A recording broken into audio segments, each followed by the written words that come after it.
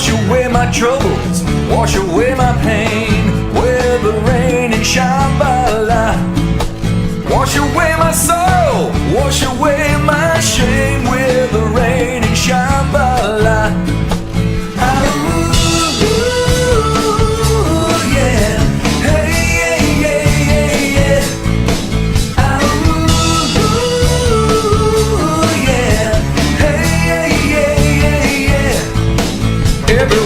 Helpful, everyone is kind on the road to Shambhala.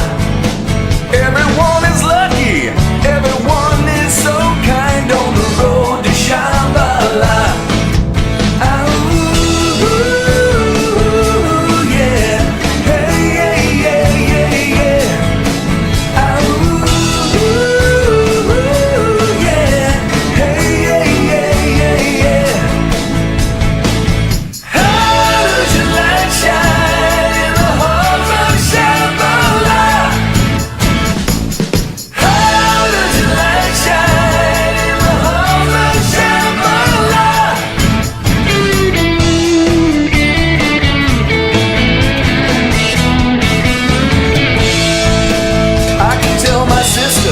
By the flowers in her eyes on the road to Shambhala.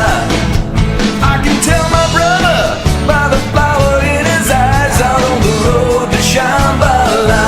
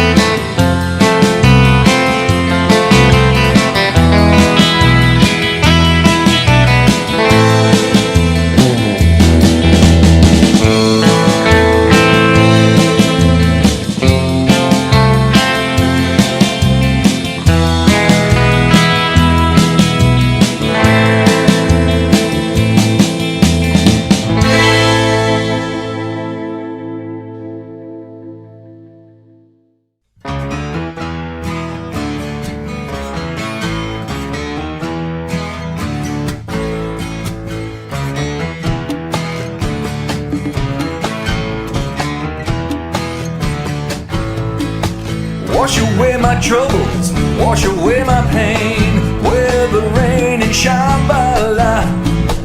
Wash away my sorrow, wash away my shame with the rain and Shambhala.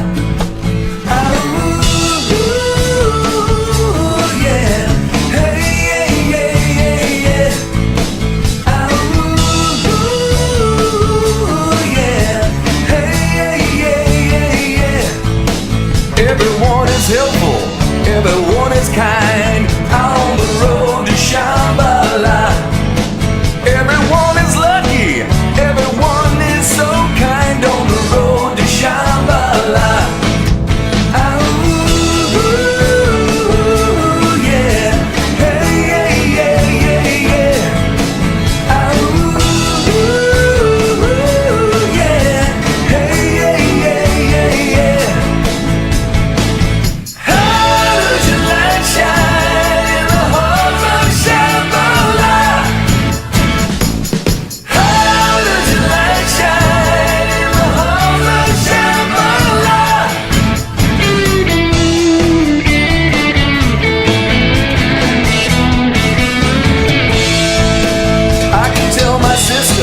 By the flowers in her eyes on the road to Shambhala. I can tell my brother by the flower in his eyes out on the road to Shambhala. Yeah. Hey, yeah, yeah, yeah, yeah. Yeah. Hey, yeah, yeah, yeah, yeah.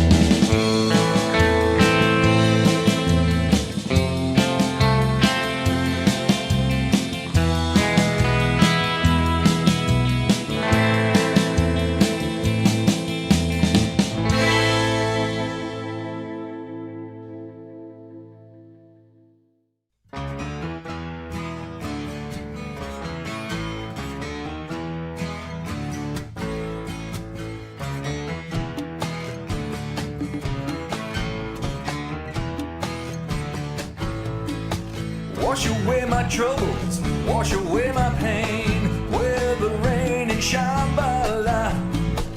Wash away my sorrow, wash away my shame with the rain and Shambhala.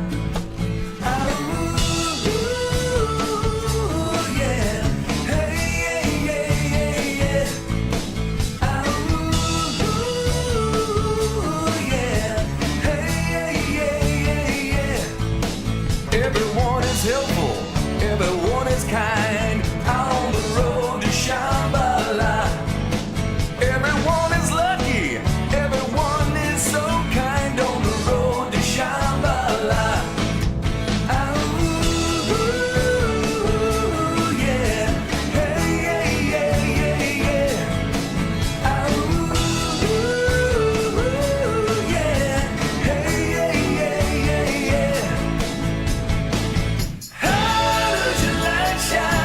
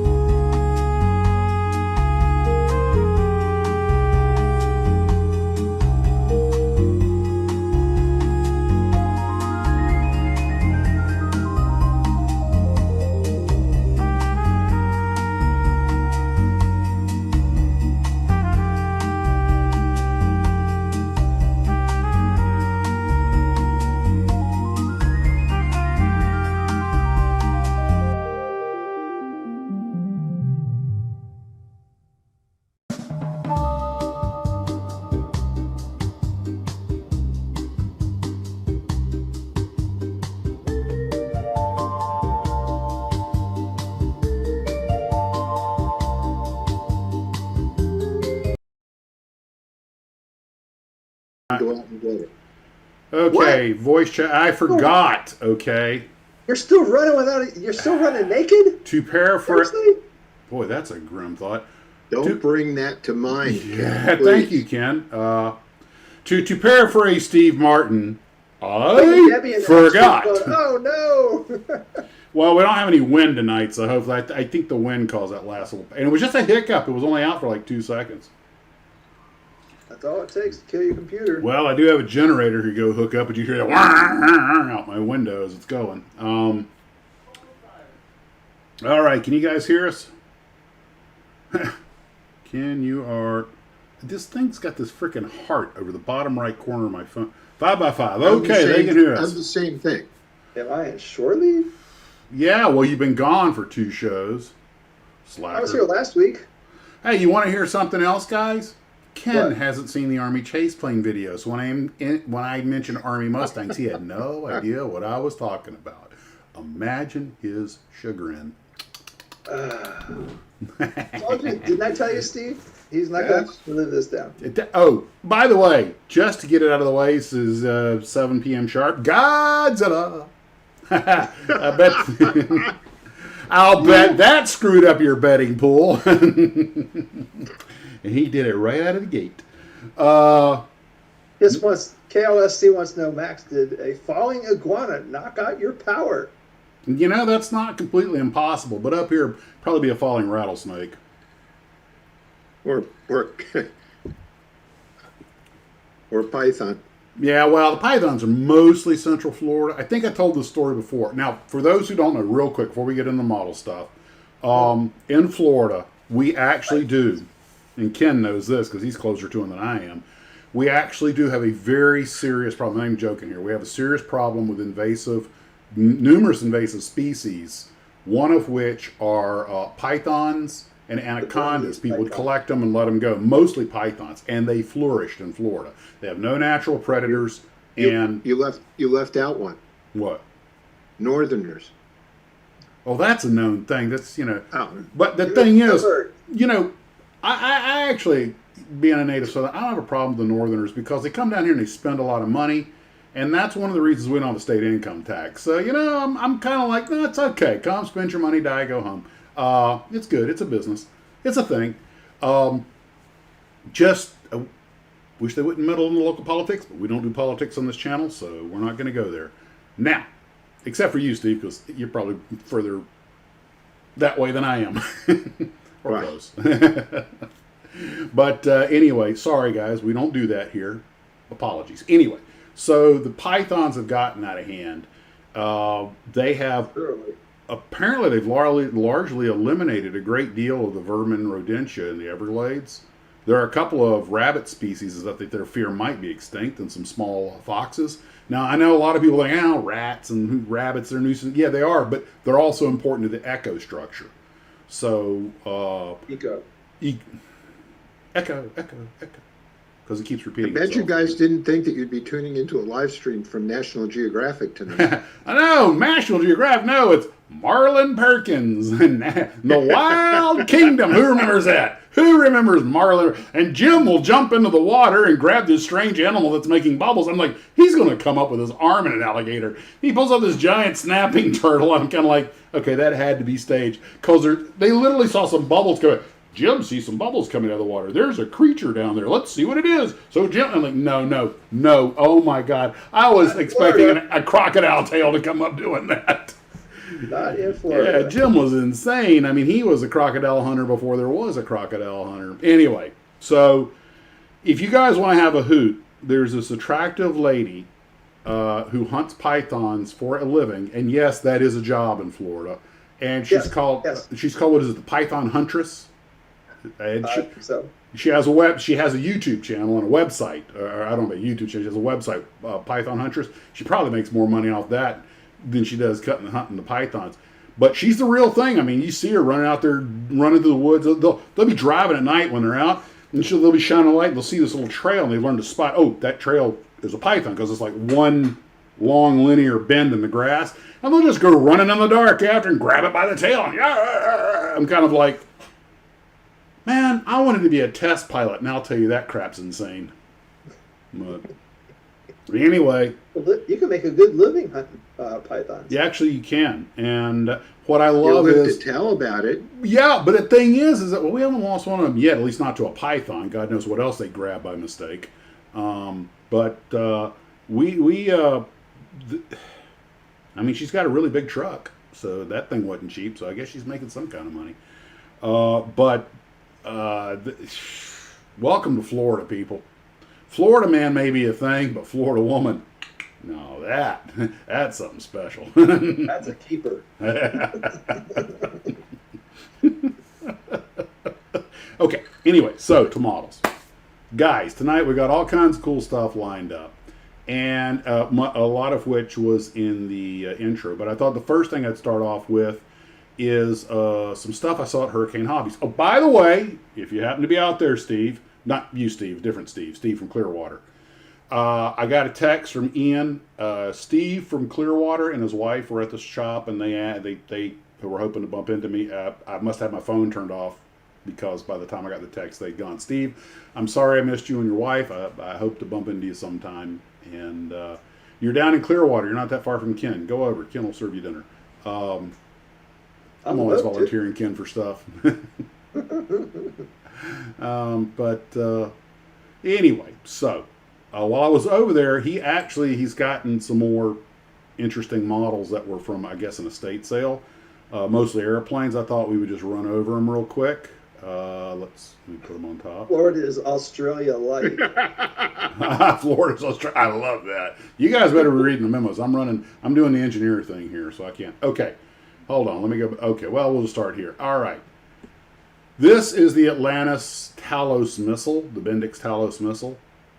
I saw the test shots at the Nationals when I met Pete and Rick, and I tried to get them to sell me the test shot, and they wouldn't do it because they needed it to show to people, and I'm kind of like, but I want it.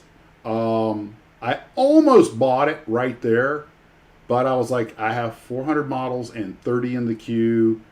It's just going to sit on the shelf for years. I'll get it later, which is almost a guarantee that when I'm ready to buy one, there won't be one available. But anyway, I don't know if any of you guys built the original. Steve, do you remember who made this kit originally? Was it Revell? It was Revell. I thought it was. Mm-hmm. And this is the Revell mold, right?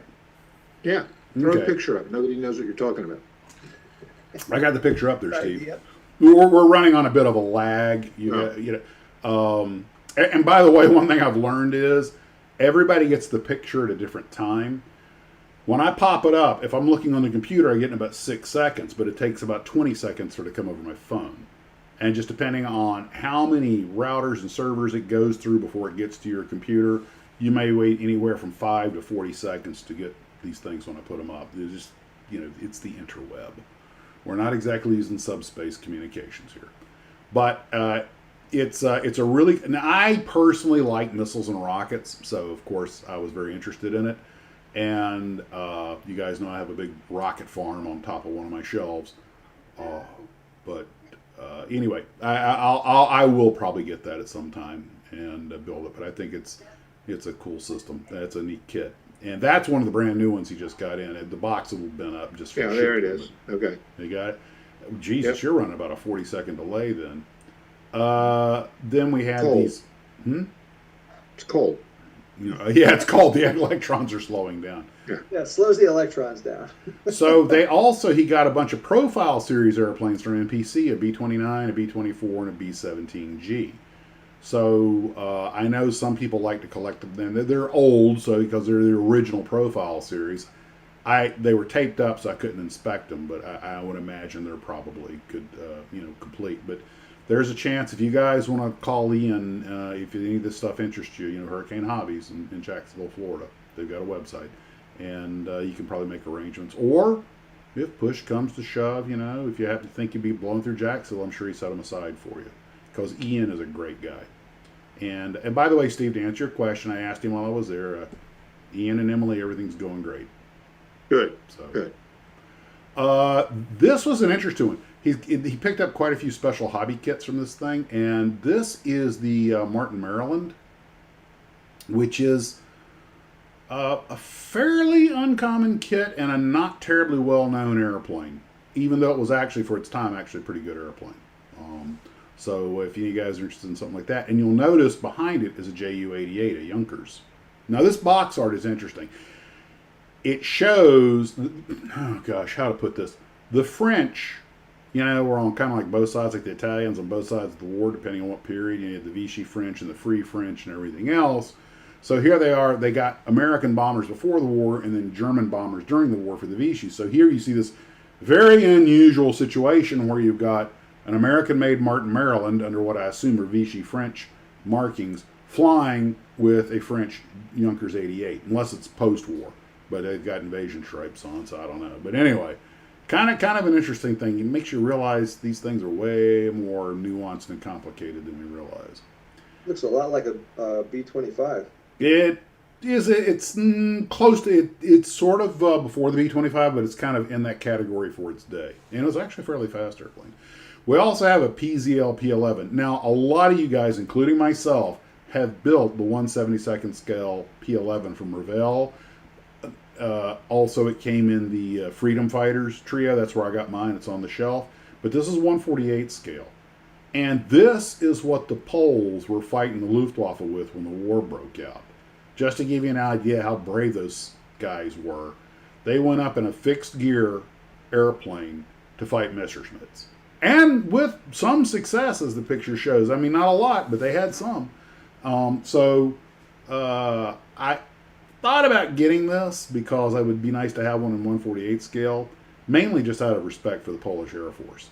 And I just figured, you know what, again, too many other projects on the table. But then, now, this particular airplane I only learned about recently, and when I first saw this online, I thought it was some kind of AI because it looks like an airplane that AI would draw. But this is actually a French dive bomber called, I guess that's pronounced Newport. It was a pre-war airplane, gull wing like the Stuka, but it had a retracting gear, had the triple tail. And this thing actually did see some limited combat early in the war. And they never made that many of them. But it's, you want to talk about aviation obscura. If you're into aviation obscura, here's a model for you to build. And you look at it and you swear, if you just saw the picture without realizing it's in a box and everything, you'd think this is something that AI drew out. And I think this is proof that French engineers drink a lot of wine. Then we have, of course, classic airframes. You notice it has that little Polish flag on the side. It's a British ferry light bomber, but in the Polish squadron. These things did. What was that? That's not a ferry battle. It's damn the name on it. Ah, crap! I should know this. Anyway, getting old forgetting stuff. But there's another fairly obscure airplane, unless it is an early ferry battle. Looks like something you see on the internet bashed together when they stick two airplanes together. It does have that feel to it, but this was a real plane. And it was, when it came out, it was a first-class airplane. But as we all know, between 1930 and 1940, airplanes were obsolete within 2 years. And this was one of them. The Battle Trainer. Okay, so it was a ferry battle trainer. And the ferry battle looked just like that, only it was one long greenhouse canopy. It was not a bad airplane. It was simply an airplane that was left in service too long. And by too long, I mean 2 years. A lot of wine or bring your kid to work day. Okay, one of my personal favorites, the Convair Boga Baby. Come on, vertical takeoff. I almost bought that. I want to build one of these so bad. Again, too many other projects in line ahead of it. If that, you should have got that. I tell you what, if Should've it's, got I can almost guarantee you, if it's there next time I walk in there, I'm going to get it. I almost buckled, but there was so much other cool stuff, and I was in a bit of a hurry. I got one. You did? Yeah. Okay, Steve, you need to push that to the front of your build queue. I want to see the job you do on it. And you know what? I'm thinking about having some sort of what if build. Instead of making it in the test colors, you got to make it like one that was fielded. You got to put it in some sort of combat paint scheme, camo or ocean gray or something, Darth Vader's alternate ship. Oh my God! Does that not look like something Darth Vader would fly? Hell, it kind of looks like a TIE fighter in some ways. I didn't make that connection. Maybe, but just tell Ian to put it away, aside for you. Well, he's got 2 of them. Hey, you know what? He can order more. This is the Ferry Albacore, which was the follow-on to the famous Ferry Swordfish biplane. And this was an airplane that was developed and operated during the war. It was a torpedo bomber and other stuff. And they thought the Swordfish was so successful they'd improve it. And I read the book To War in a String Bag, written by a Swordfish pilot. And a lot of guys felt that although the Albacore wasn't a bad airplane by any means, it really didn't. They might as well just stuck with the Swordfish. It was just a Swordfish on hormones. Oh yeah, you might as well stay with the Swordfish. It was lighter and it wasn't as fast, but it was like, yeah, good try, guys, but you didn't improve on the original. And you notice the real pilots fly in the open air. Heck yeah, man! You got to remember, a lot of these guys had flown their entire careers in open cockpits. They didn't like closed canopies. They were like, they're I feel like my head's in a fishbowl. Now, this beauty is a Blackburn Skua. And I always thought this airplane looked so dorky. And Blackburn, for those who don't know, Blackburn is famous/infamous for making the most butt-ugly airplanes. And if you want to see what I think is a contestant for the ugliest airplane ever made, go to Google and type in Blackburn. Yes, put the name twice, because they named the airplane after the company. If you don't think that's the butt-ugliest airplane ever made, I want to know what you think is. So anyway... That Australian crop duster comes to mind. Oh, no, the Lagger truck thing? No, I think that airplane's cool. But that's me. But I have a weird aesthetic. Now, I always thought this airplane, the only thing that really made this airplane look dorky was the flat windshield. Turned out they did that for a reason that I didn't realize until many years later, which made me rethink this airplane, which was, by the way, both a fighter and a bomber. They did that to eliminate parallax in the glass. So when the pilot was on a dive bombing or something, he had a very clear picture through the gun sight, which improved accuracy. They later were able to, didn't have to do that in later airplanes, but this had a, at this point in time, this is a way to make a cleaner picture for the pilot. And there is a movie that I saw on television based on a true story about a Blackburn Skua crew that shot down an HE-111 somewhere over like Norway. But they shot each other down, and the crews found this hunting cabin, and both the Germans and the Brits had to like coexist together. And one of the actors in the movie is one of the actors from one of the main stars from Harry Potter. Anyway, but and again, an interesting airplane, and arguably one of Blackburn's better efforts, because it was an interwar airplane that had to fight during the war, and at least it was a monoplane with retracting gear. Bob Alta says it didn't deserve another name. Go look at it. I'm surprised that they named it after their company. This is the Blackburn. And I'm kind of like, that's saying double ugly. The Suka, I guess he spelled it wrong. The Suka is a baby only its mother could love. No, that's the Skua. That's how it's pronounced. That's Skua. That is the airplane we were just looking at, the Skua. Oh, okay.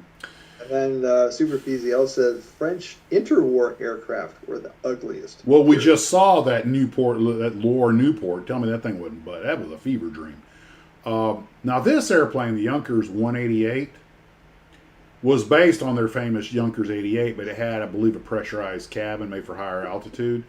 And Junkers kept because the Ju-88 was such a great airplane that Junkers kept redesigning it. So they had the 288 and the 388 and all these, build-ons. And this is one, and I think that was designed to be pressurized. And it was actually a pretty good airplane, from my understanding. And I think Trey built one. I just got off the phone with Trey. Did I mention that his Gotha got first place at JaxCon? Yes, you mentioned that. No, I didn't mention it after we started the show. I know I told you guys. Oh. Anyway. You mentioned it after the show started. Okay, Glue Trooper Trey won first place with his big Wingnut Wings Gotha first place airplane. But I think Trey built one of these. And obviously, the big nightmare behind this build is one, masking off all that glass. The Germans love that Art Deco glass look. And also, of course, the tiny spotting for all of the, for the paint job. But I understand a pretty good airplane though. And this is a DML kit, so it should be good. Now, I had never seen this before. This is the Tamiya Lancaster. And another one that I wanted to buy, but I've got a stack of British bombers I haven't even started on. And by the way, one of the things about these British bombers, some of the best builds I've seen, the guys don't airbrush. They use paint brushes to paint the camouflage.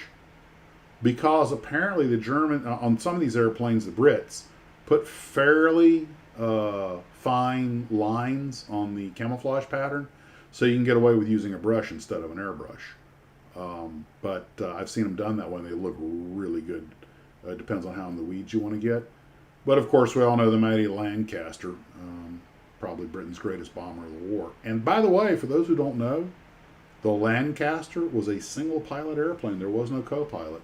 Flight engineer doubled as a co-pilot on takeoff and landing, but there was only one set of controls, and that was for the pilot. You realize that means that literally the Brits could field twice as many bombers as we could for the same number of pilots, which is not a small thing. Disadvantage, anything happened to the pilot. You know, flight engineers brought him home more than once, but you had to drag the pilot out of the seat because there was only one set of controls. Give the Brits credit; they were nothing if not pragmatic. Now, the next thing you are going to see is the monogram 148 scale Skyhawk. I considered buying this to do a kit bash. The problem was it's the A4E, and what I need is an A4D. We're going to get into why a little bit later. I have a couple of ones. I have the Revell 148 scale, the old S kit in a bag, so I don't mind building it. But I don't know what version. I have a couple other Skyhawks here that are S kits, but they're in the boxes and they're the earlier models. I need the D model to do a kit bash because I was going to use that little 1/72 scale one that I have from, I think it's Airfix, but somebody told me that was an A or B model and the intakes were wrong for something we're going to talk about later, which is going to put the big W on weird. So, I passed on that one. Now, this I almost bought. This is another Atlantis kit. And this, oops, hold on, back up. This is the transporter. And yes, before you ask, this is in fact Piasecki design. The Army, they built a couple of them. The Army played with them. First they were piston engine. Later on they were turbine engined. The technology from this did lead to the Sea Knight and the Chinook. So even though they only built two, and I think this is one of the coolest freaking helicopters they made in the 50s. Steve, look at this and tell me that this does not belong in a Godzilla movie. Okay, 722. Absolutely. 722. 722. That is an organic Godzilla statement, not one Absolutely. made. Okay. I can see it in his hand right now. So well, I was thinking they would stay further away, but yeah, what the hell, why not? You look, it's not a Godzilla movie. It doesn't torch a helicopter and eat a submarine. There was somebody made the joke, I forget where it was, but somebody goes, we got about as much chance as a submarine in a Godzilla movie. And I was like, holy crap! Yeah, I don't remember where I heard that, but that's right up there with when the actor that played Dr. Phlox was on Stargate. And the other guy's ragging on him for being a Trekkie. He goes, you might as well put you in the... It's a red shirt, you idiot. I might as well put me in a red shirt. You know, I was like, that is some serious fan service, because they know if you watch Stargate, you probably watch Star Trek. Anyway. The helicopter belongs in Thunderbirds. That it would fit there too, to be sure. And you know what the real tragedy was? It was called the Transporter, the H-16 Transporter. That is the name they gave it, which is a little utilitarian, but it fits. One reason the Army didn't buy it was the turbine one crashed and killed the crew, and the reason it crashed was a piece of test equipment on the rear rotor that was collecting data. Not the helicopter itself, but a piece of test equipment that was added to it slipped out of place, and apparently started rubbing up against, I guess, the rotor shaft, but somehow threw it out of time or something. It caused a failure. But anyway, point being that I just think that's one of the coolest helicopters that never went into serial production.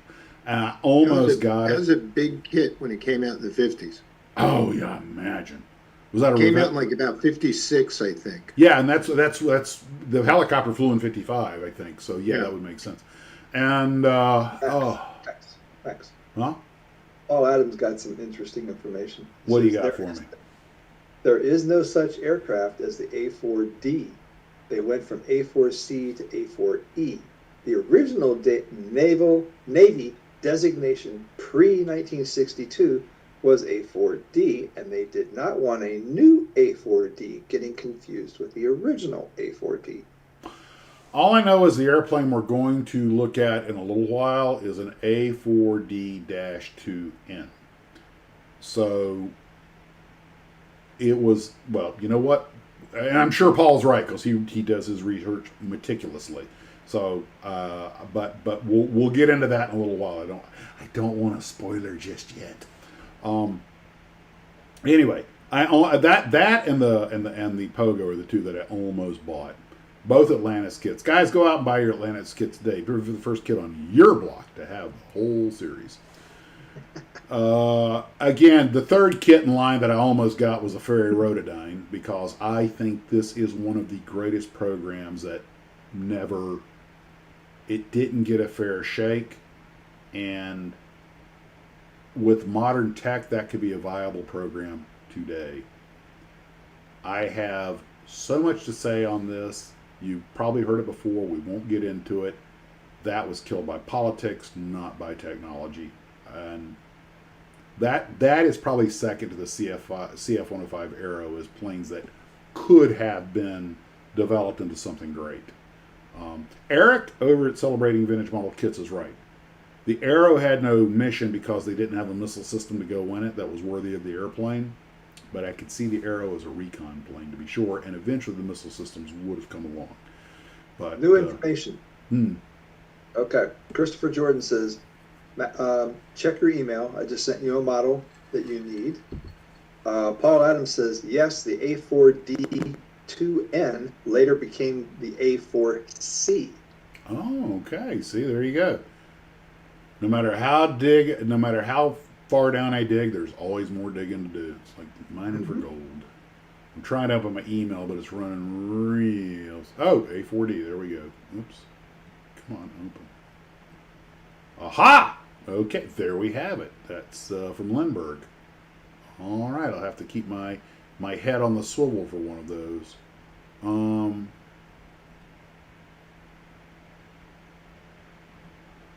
Let's see. And no, Bill Campbell sent me some pictures. He was asking if I got them, but that Cosmo Trader from that movie. Yeah. But I don't think I got any pictures of the finished product. As indicated here, you are eligible for revenue sharing, blah, blah, blah, blah, blah, blah. Okay, we'll get to that later. Let me sign out of this. I try to shut everything down on my computer, so when you guys say check your email, I'm always worried that it's going to cause some kind of issue with bandwidth. Okay, so anyway, on to the next thing. So let's see. There's the NPC profile series they had. Now this is interesting.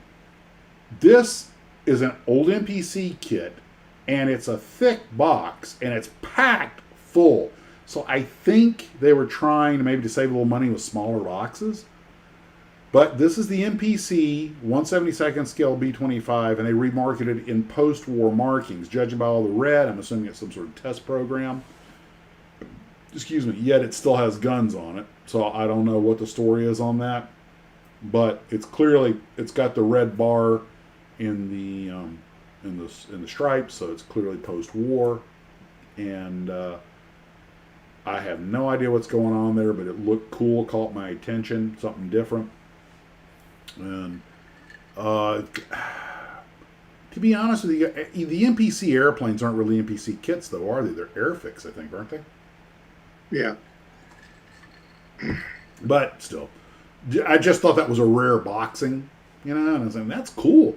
You know, when Ian buys these estates, he gets some really cool stuff in there. You guys, if you're in Jacksonville, you've got to swing by Hurricane Hobbies.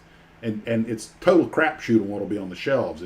If he just bought an estate or he just got a delivery, times are flush, but sometimes you go in there and the shelves are picked fairly clean. Okay, that's all of those. We've gone through everything I saw that... Ken, we've lost your picture. Are you eating? Yes, I'm eating. Okay, thank you for that. Here, I will depin you in the meantime, then. You will be depinned. That Mr. did Gregory not says sound the right. exhaust is wrong for post-war. Well, let me offer a thought on that. Let me put that... Well, they had a lot of after-war equipment, you know. That may have been some sort of sacrificial lamb airplane or something, but I don't know. He could very well be right. You know, these guys are trying to... Christopher Jordan says he has a box he's putting together for you. Do you want the Lindbergh A4D? Yes! I want it. I want it all. I want it now.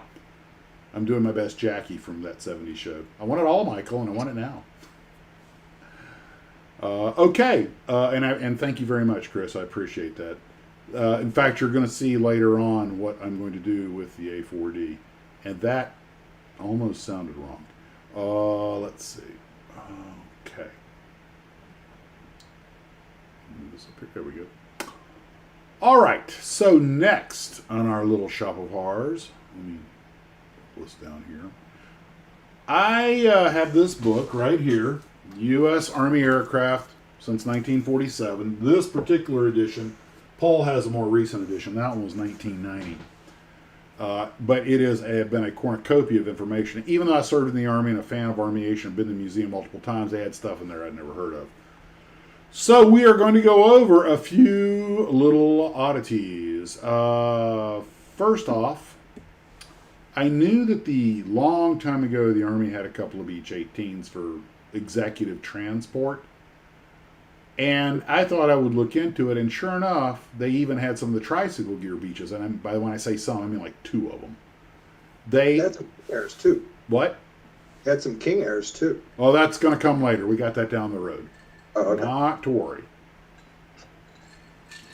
Got more than that coming. Trust me, I'm going to bore you guys stiff. So, they kept... now, the Air Force never had a problem with the Army having, executive VIP airplane. Well, Curtis LeMay did, but that's another story. He wanted everything. Helicopters, bug smashers, the works. If it flies, it's ours.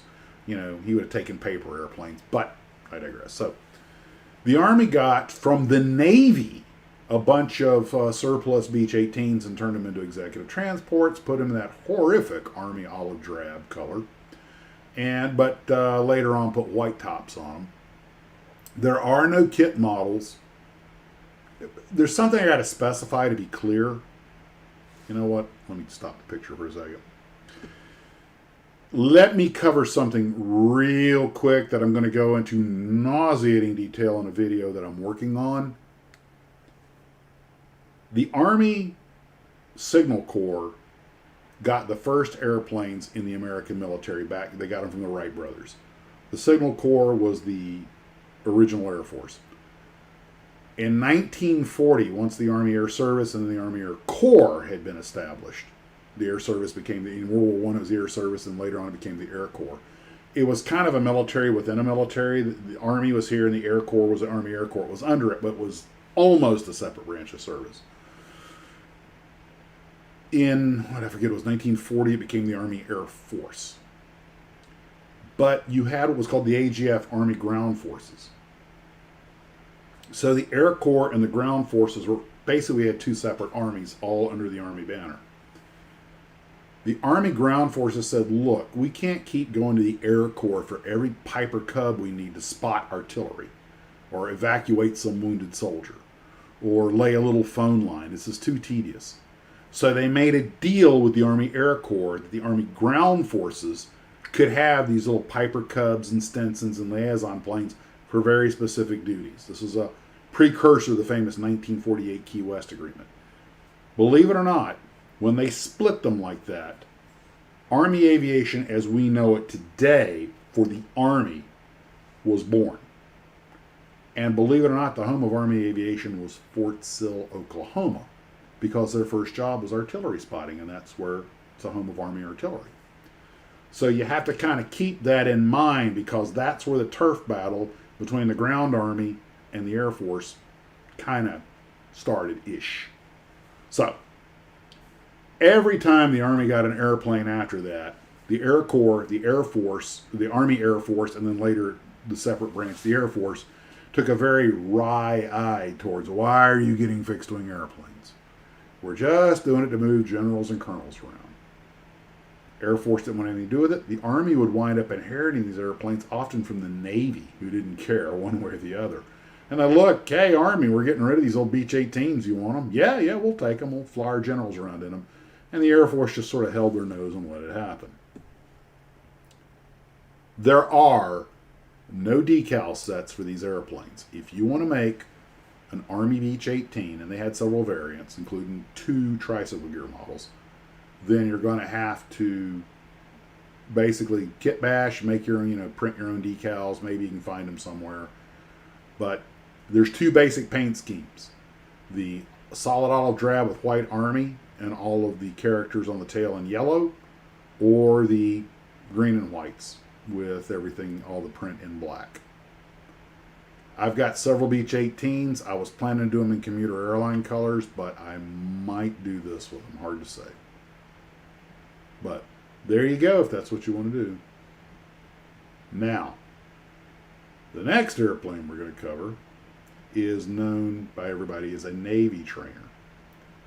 And that is the Beechcraft T-34C Turbo Mentor. I did not know until yesterday that the Army ever had any turboprop T-34s.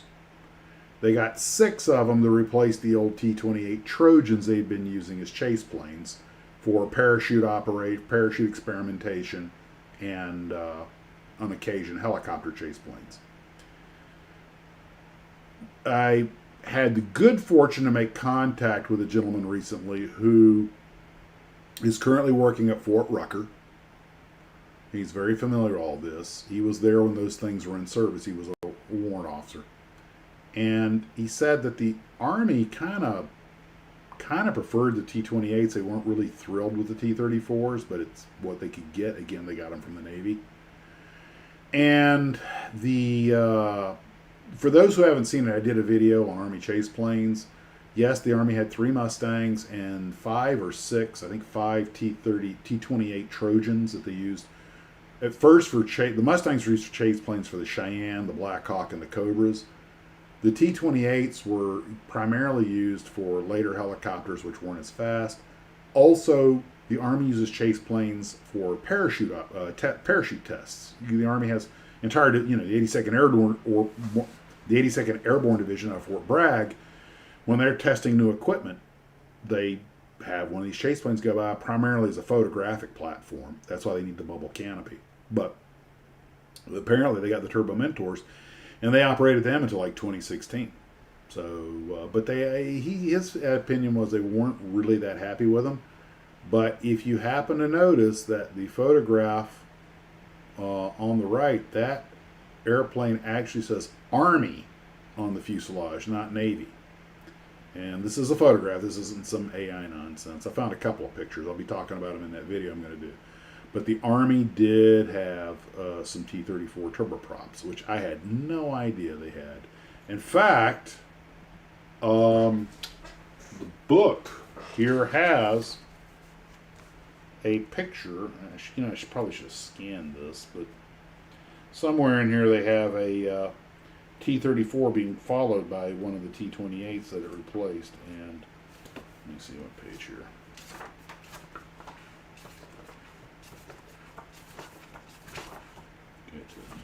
Wouldn't it have been a good idea to have that page already marked? Do you think, Ken? I didn't think I was going to use it. You know what? I guess I'm... Oh, whoa, there it is. Beechcraft T-34-27, page 27. Frank Field says, facts. He never stops with the facts. There it is.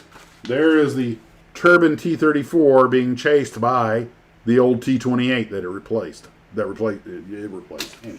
Really closely. Yeah, well, they're military guys, man. Every military pilot's want to be Blue Angel. So, everybody's heard of the Blue Angel and Thunderbirds. How many of you guys have heard of the Silver Eagles?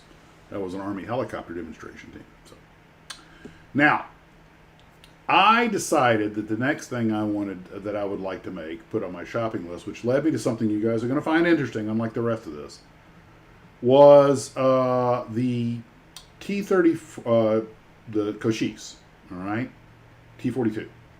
So I remember seeing these in Tallahassee when I was a kid.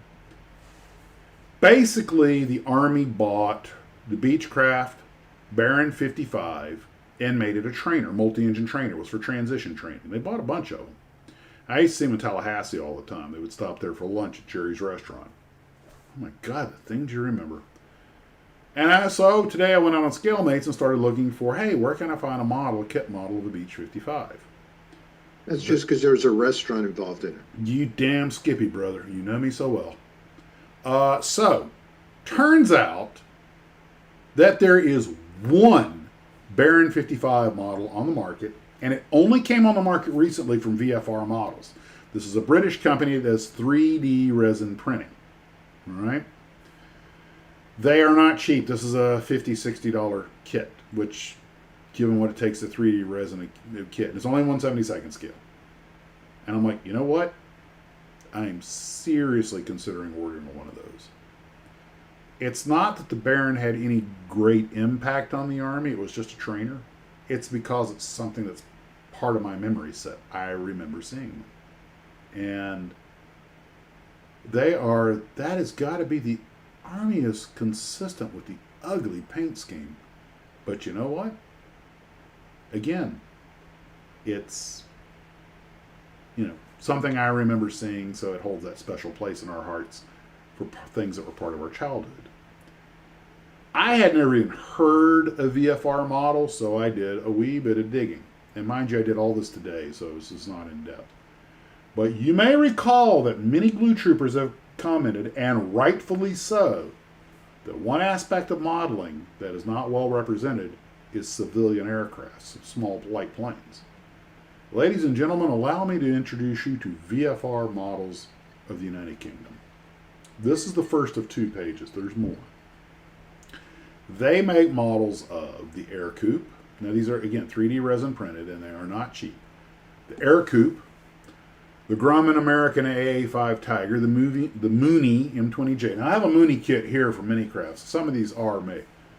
The Aerostar 600 and 601P, that's the pressurized version. 3 variants of the Cessna 172, including the old Razorback, and they call them early, mid, and late production. The Myers 200. And for those of you who have never heard of a Myers 200, please allow me to do what I'm famous for and go off on a tangent here. Captain Tangent strikes. Captain Tangent strikes again, baby. Don't expect these treats all the time. Actually, you probably can. So, More facts. Here it comes. the Myers 200. Always the facts.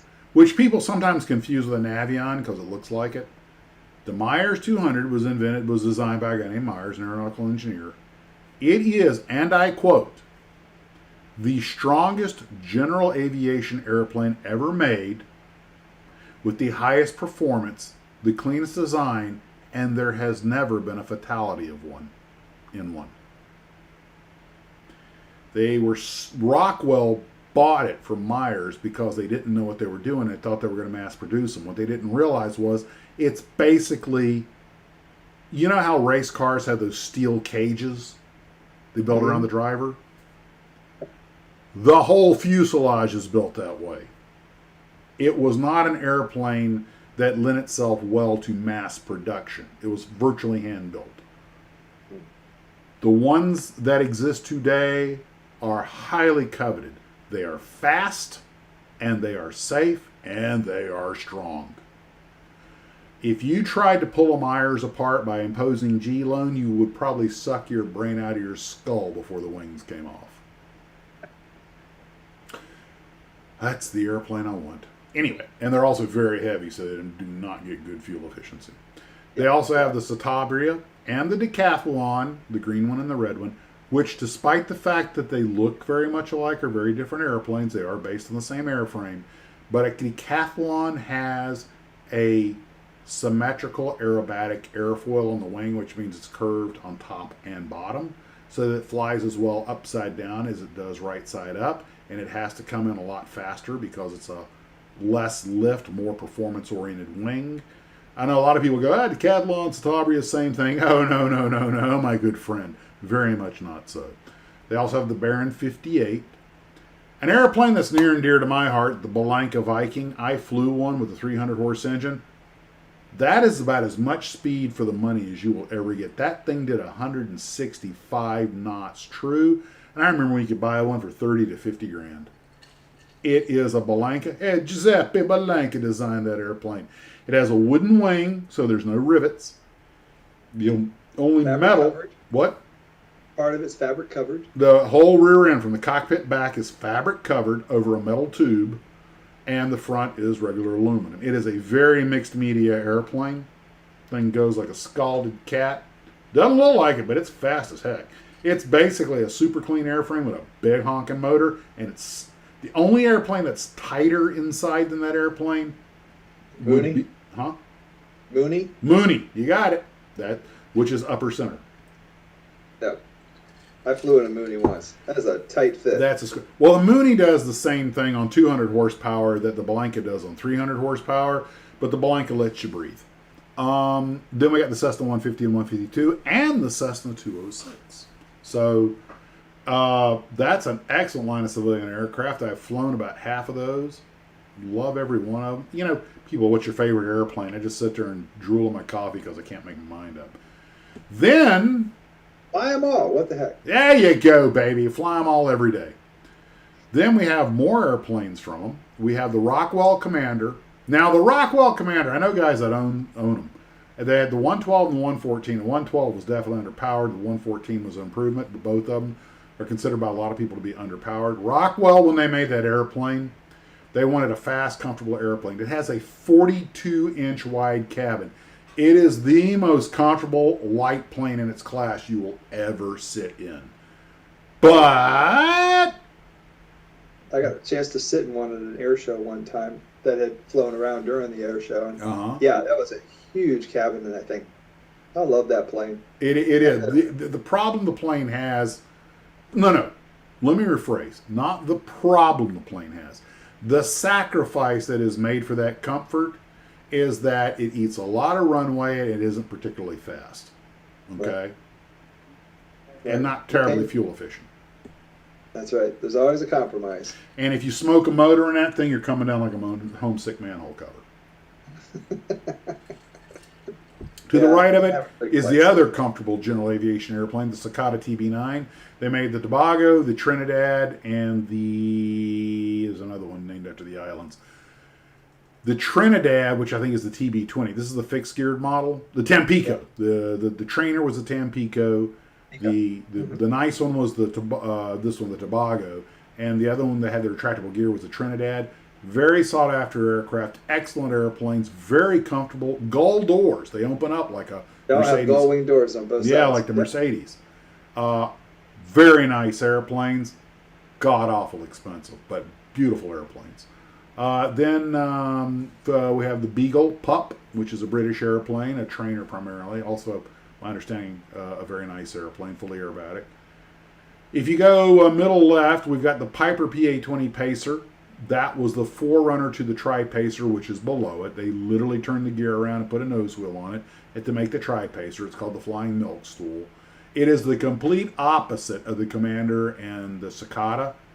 Those are expensive airplanes that are very comfortable, with good speed, but expensive to buy and expensive to fly. The Tri-Pacer was the poor man's airplane. Cheap to buy, cheap to fly, but it could carry 4 people. Weren't you the third owner in one of those? A Colt, which is the 2-seat version, the predecessor. But the Tri-Pacer is called the Flying Milk Stool. If you look at the landing gear on it, you can see why. But Piper did everything to keep them as cheap as possible and brought flying to the common man.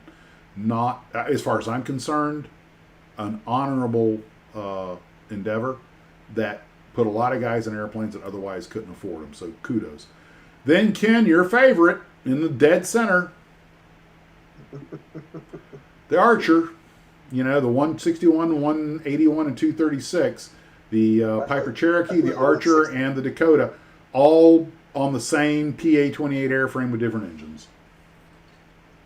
I knew a guy who had a Dakota. He said that thing climbed like a homesick angel. Oh, my dad had a 235, which is basically a Dakota with the Hershey bar wing.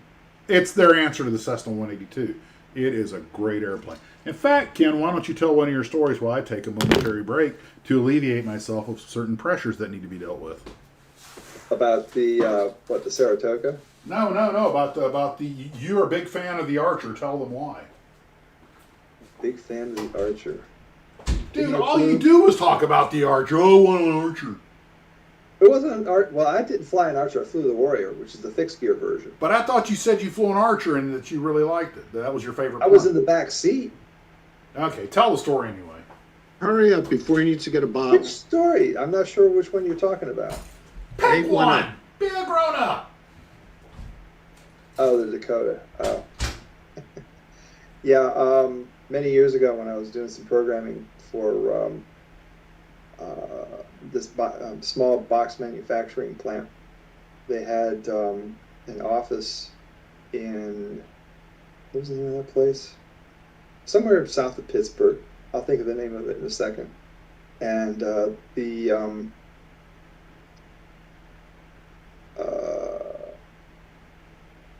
somebody I met through a friend of a friend, he owned, okay, it's a different guy.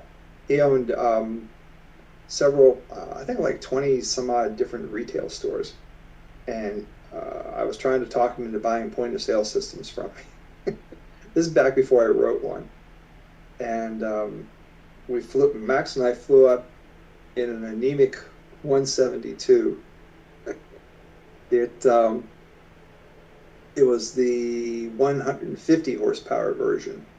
So with Max and I and a friend of mine in the back, they didn't climb real fast. So anyway, we got up there and met the guy, and he had a Dakota. And we talked about that thing for probably a half hour before we even got to talking about the computers for his store. But yeah, it was a powerful, good flying airplane. Didn't have any bad characteristics. And I like flying the Warrior, which was the same airplane but with 160 horsepower engine in it. That was a fun little airplane. I enjoyed flying that thing. Okay, good. So, anyway, they have the Cherokee, and there are a couple of Cherokees, including an Arrow made by some companies, but I was happy to see that they represented them. My dad had a Cherokee 235, which does not have that crooked wing on it. It had this Hershey bar wing. When they put the crooked wing on it, they called it the Dakota, but it is a great airplane. We have a couple of Austers. We have a Piper Apache, which the only other Piper Apache kit I know of is the one from Comet that Aurora got. I actually have one. You try to get one of those on eBay, they're fucking $90. Aztec too. And I've already told you guys, not that I'm the least bit bitter about it, but as a kid I bought like 2 Aztecs, and they always had the wrong clear parts that came from the Cherokee because they were clearly Friday afternoon airplanes. And Aurora still owes me 65 cents. I'm sorry. My instructor, when I was learning to fly, we taxied past a Piper Apache one time. He said, "Yeah, I used to do my 2-engine training in that." He says, "It's got enough horsepower. If one engine quits, it's got enough horsepower to get you to the scene of the accident." That's the old joke about the Apache. You smoke in a motor, the other motor has just barely enough power to get you to the scene of the crash. Yep. By the way, just a piece of useless trivia. I'm going to give you information whether you want it or not. The Apache was actually designed by Giuseppe Balenka. And if you go out onto Google and start digging around for Giuseppe Balenka's design of the Apache, you'll see it originally had a twin tail like a B-25 Mitchell. Max, what plane did you solo in? Did I solo? I soloed in the Luscombe, my dad's airplane. One that the very airplane that's in my retirement video, N2996 Kilo. The last thing they have is, and this is the only kit model I know of a home built, is they have the Rand's RV4, which is like the premier home built airplane. And the Very Easy and the Pete and Paul Air Camper are like the three most built home builts, and Pete and Paul has the advantage of having been around since the 30s. But the Rand's RV4, which is an extremely popular tandem seat home built. Excellent performance. Fairly easy to build. Ken, I would say we should build one, but I wouldn't fit in it. But anyway, guys, I know a lot of you have commented, and I completely agree, that general aviation aircraft have not been well represented in the kit model industry, and these are 3D printed resin, so they're not styrene kits, but at least there's somebody out there making them, and they get, as far as I'm concerned, I may very well wind up getting one of these at some point if I can find out how to order one. But VFR models and VFR, visual flight rules, clearly, these people are aviation guys. They're one of us. What do these kits go for? Do you know? About $50 a pop, which is a lot for a 170, and they're all 1/72 scale, which is nice because that means you can build them all and make yourself a nice airport diorama.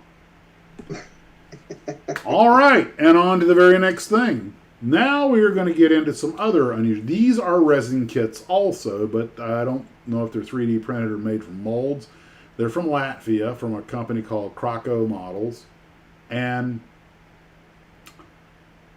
we were talking about Army airplanes. The Army bought the U-8 and used it for everything, which is also the Beech Twin Bonanza.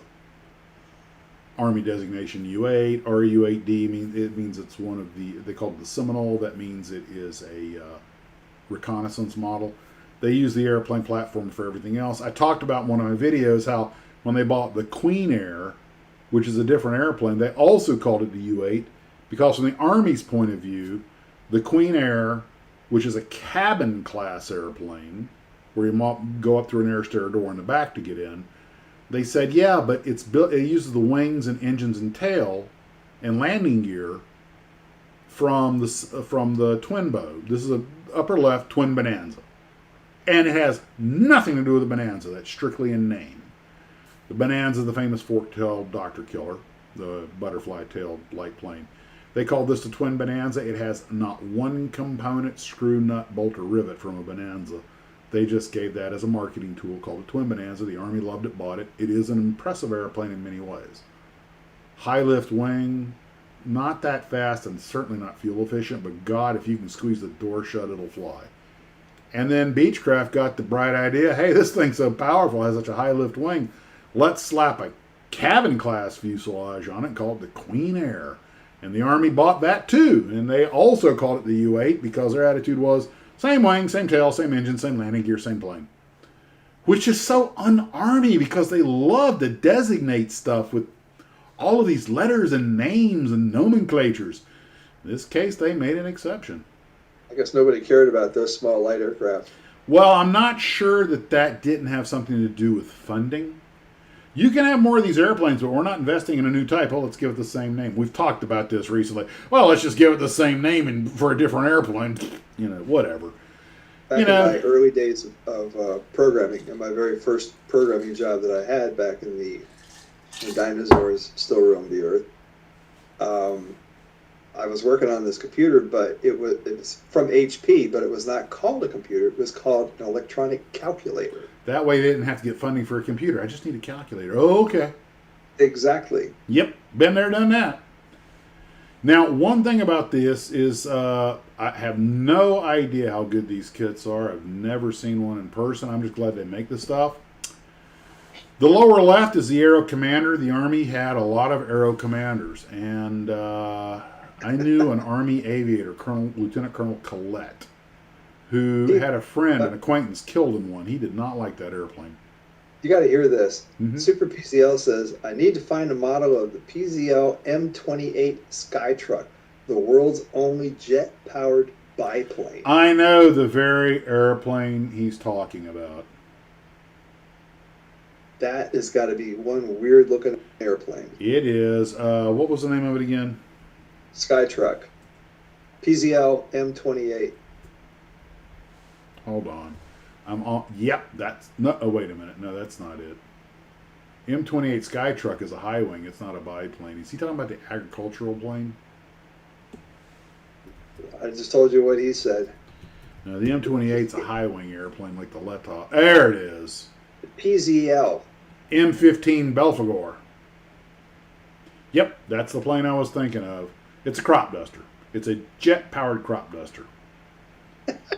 Hang on. You got to go fast when you're spraying those crops. Hold They on. kind of like overkill. I'm not sure Overkill gets it. Save as JPEG. Hold on. DL228. You realize this is our 228 live stream? I can't believe we've lasted this long.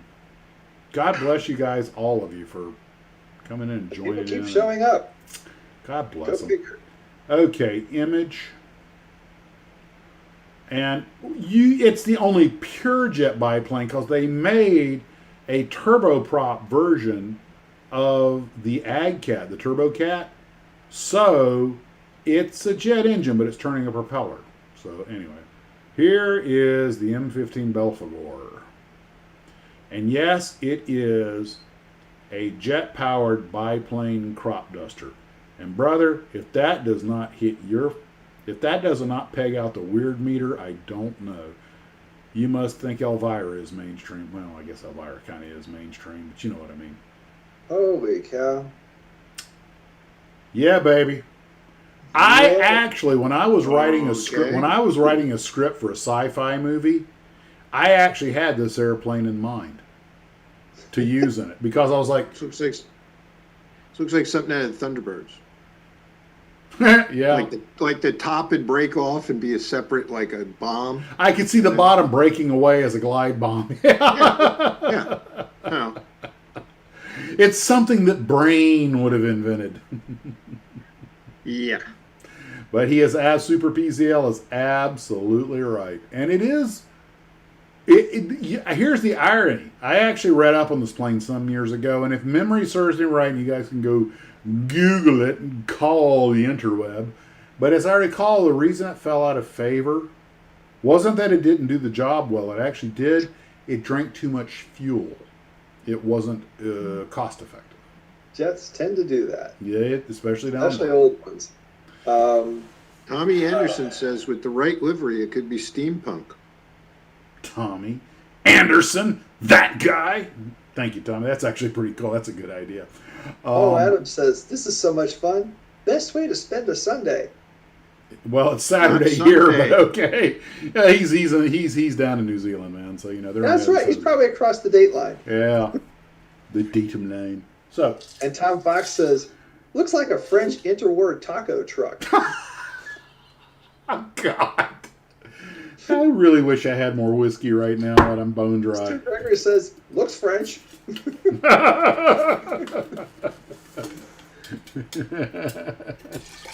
Okay, so bottom left here we have the Aero Commander 520, which the Army bought a bunch of. They use them as liaison planes, but they also use them as reconnaissance planes. They slapped a primitive early SLAR radar up in the nose, side-looking radar up in the nose, side-looking aerial radar. And that airplane on the lower left, that very unassuming little transport plane, because you have to remember, the airframe, the airplane, is just a lift platform for whatever you stick on it. When the Army started playing with side-looking radar, the Air Force was having a conniption. And they were like, look, you guys are too busy, tactical air is a backwater to you. These are missions, it's best if we just have our own sets. We're just going to stick it in this little liaison, this little VIP transport, so we can do a little peeking over the hills, right? And the Air Force goes like, fine. So they put the SLAR in there. And it worked. And they said the problem is that, this little Aero Commander, it's so easy to shoot down. It's just a little VIP plane. So let us have Grumman make us the Obi-Wan Mohawk to carry the SLAR radar. Okay. All right. Yep, whatever you say, Max. Sorry, did I get carried away again? I think you scared Steve's dog. Sorry, Kirby. Doesn't take much. Is Kirby your current dog or your past dog? No, she's the past dog. Casey's the current. Casey, sorry. I remember Kirby, and I just... Anyway, so that dinky little airplane on the lower left led to the development of the Mohawk, kind of, sort of, in a way. We'll get into that later. Anyway, on the lower right, we had the Beech RU-21. Now, Ken had talked about the King Air. Well, let me tell you a story. You remember how I said those airplanes on top, the twin Bonanzas, had so much power and such a big wing that Beechcraft decided to drop a cabin-class fuselage on top and call it the Queen Air, which the Army also called the U-8 Seminole. All right, great. And Okay, they did. I'm following you. Okay. So at some point, as turbine engines got a lot more practical, somebody said, this Queen Air is a very popular airplane. It's not pressurized. But if we were to slap a couple of these Pratt & Whitney PT6 engines on it, imagine the plane it could be. And they did. And that became the U-21. All right? The Ute. The two Utes, Your Honor. And the Army was so happy with it. Because now we had this nice, big, spacious cabin with these excellent turboprops on front. So we had an abundance of power. And then Beechcraft said, hey, you know what? If we pressurize this bad boy, since it's got turbines, it could go to altitude. And the King Air was born. Oh, that's where it came from. That's where it came from. Had to go there to go here. So, anyway, now the Army somehow managed to hold on to the sneaky peek listening mission called Guardrail. And the RU-21s were born. And they wound up, one of them had 143 antennas on it. And it was basically one gigantic ear that would go up and listen to everything. And the rumor has it, which cannot be confirmed, that some of the listening gear was so sensitive that it could detect transmissions on telephone lines. Now, personally, I don't believe that, but that's a great way to freak out your enemy. Okay, so rolling the so if you want to build those airplanes, Croco does make them if you're willing, and I guess you're taking your chances. But I've seen some of the build-ups. It's going to be a lot of work, but they look pretty good. Now, one of my Runco sounds like it's something that's like a product from Runco. No Max, one there will have when I'm drinking goes water. your idea for Tamaya to build GA aircraft. I don't think they will, because one of the problems with a lot of these aircraft is they have a very limited market. Yeah. You got to be basically, if you guys will, I hope you will be flattered by what I'm about to say, because I mean this is a term of endearment, but you got to be one of us. Steve's afraid to fly in a small airplane. I don't frickin' blame No, him. I've Now that flown I've flying small jets for airplanes. 30 years, so am I. Oh, Have you? Ken, When? I become the biggest Me? frickin' weenie on earth when it comes to flying. Yeah, Steve, when did you fly in a small plane? Numerous GA. times. When? Flew to the Grand Canyon, and in the Grand Canyon in a small plane. Okay. Flew in upstate New York from airport to airport in New York Air, small commuter airline. That was a trip. Yeah, which New York Air? A couple of companies have had that name. It was like they had little twin-engine prop planes. And Oh! You're talking about the New York Air that operated the helicopters as well as the piston engine airplanes? Yes. Oh, yes. yeah, those were twin bows. Yeah. What you're talking about, they operated some of the airplanes that are on top here. New York Air actually operated twin Bonanzas as regional airliners or commuter airliners. Yeah. Yeah, it's a lot of fun when you're sitting right behind the pilot and the co-pilot as they're landing, and you can see the whole thing like you're actually up there. I'd pay extra for that. That's the fun part. It is. It was, especially when the wheels touched down. It was a lot of fun. The illusion of control. So I never understood that they could make a plane pretty much stop dead in midair. well, the twin bow was a very capable platform. It could do a lot. That's one reason the Army loved it. The Army's not high and fast. They're low and slow, and that's where they live. So, speaking of reverse those props too, which yes. No, not the twin bow didn't have reversing props. Twin bow didn't need them, Ken. That thing had so much wing. I saw a guy come whistling on a fully loaded twin Bonanza. My dinky little town with 3,000 feet. He stopped midfield, 1,500 feet. And twin Bonanzas. The problem is those are geared engines, so a lot of that's a whole. Don't get me going down that tangent hole. Be here all night. The Twin Otter, or excuse me, you guys have heard of the Twin Otter, the famous Twatter, the twin-engine turboprop. It's named in honor of this airplane, which it shares nothing but the company that made it. The DHC-3 de Havilland Otter, known to the Army as the U-1. This airplane was an outgrowth of the famous Beaver bush plane, and oh God. Yeah, the otters are real popular in Alaska. I just said beaver and bush in the same sentence, and I'm trying not to make some snarky comment. Well, we were kind of going to let that go, and it jumped on it. Oh, God, we're children. Anyway, I mean, boys. God, men are disgusting. Anyway, so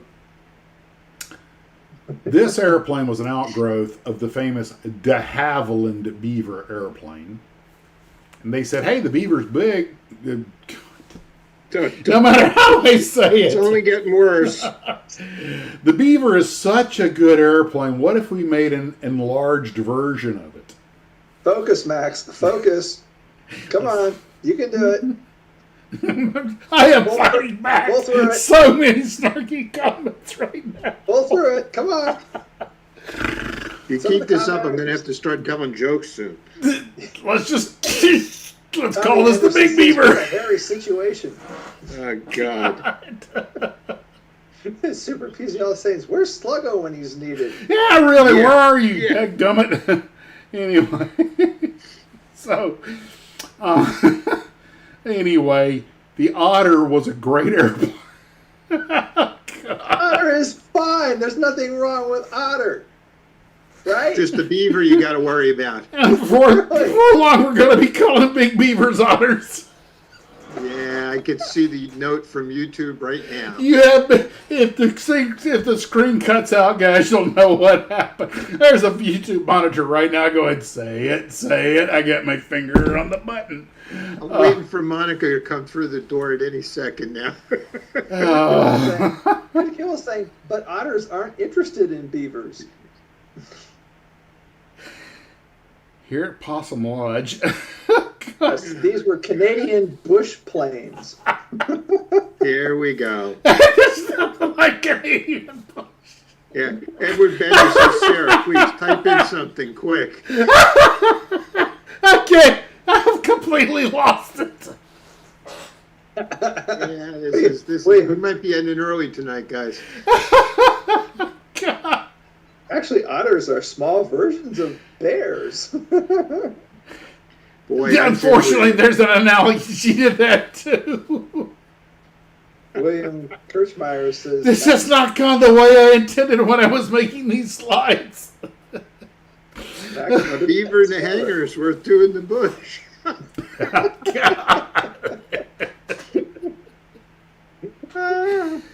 I ought to pay more attention. Here, Tom Fox says, when you say beaver, I think of Buc-ee's. I'm old.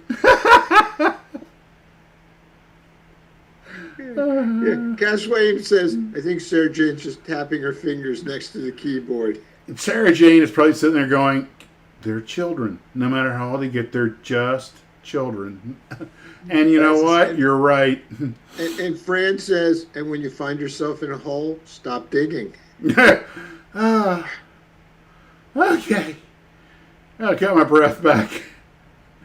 Come on, guys. You got to admit, you have fun here, if nothing else. John Ashley says, I love live broadcasts. Yep. Okay. So anyway. Kuda Killer says, otters are the thinner equivalent of bears in the gay community. Oh, God. I was so much happier 10 seconds ago when I did not know that. Tommy Anderson says, you guys are really taking a deep dive into this. Oh, God. Yep, we're going deep, Tommy. God, and I Like thought I watching was... old episodes of Johnny Carson making double entendre and trying to back out. Edward Bender says, in real life, otters might be interested in beavers. As Johnny once said, I bet that makes his putter flutter. Sarah Jane says it's 1:15 a.m. Max. Just carry on. Okay. So anyway, the de Havilland DHC-3. There are only a few kits of it. Hobbycraft, of course, being a Canadian company, made a lot of Canadian aircraft, and it was an extremely versatile machine. And it could go places the beaver couldn't. Marlon Perkins just barfed. So anyway, if you want to make a DHC-3, you'll have to get a Hobbycraft. Let's just move on to the next airplane. Now, Lance Ravel says, old modelers are like scouts. They need adult supervision. yes, they do. Now, the next airplane we're going to talk about, I actually saw a few of these here in Jacksonville.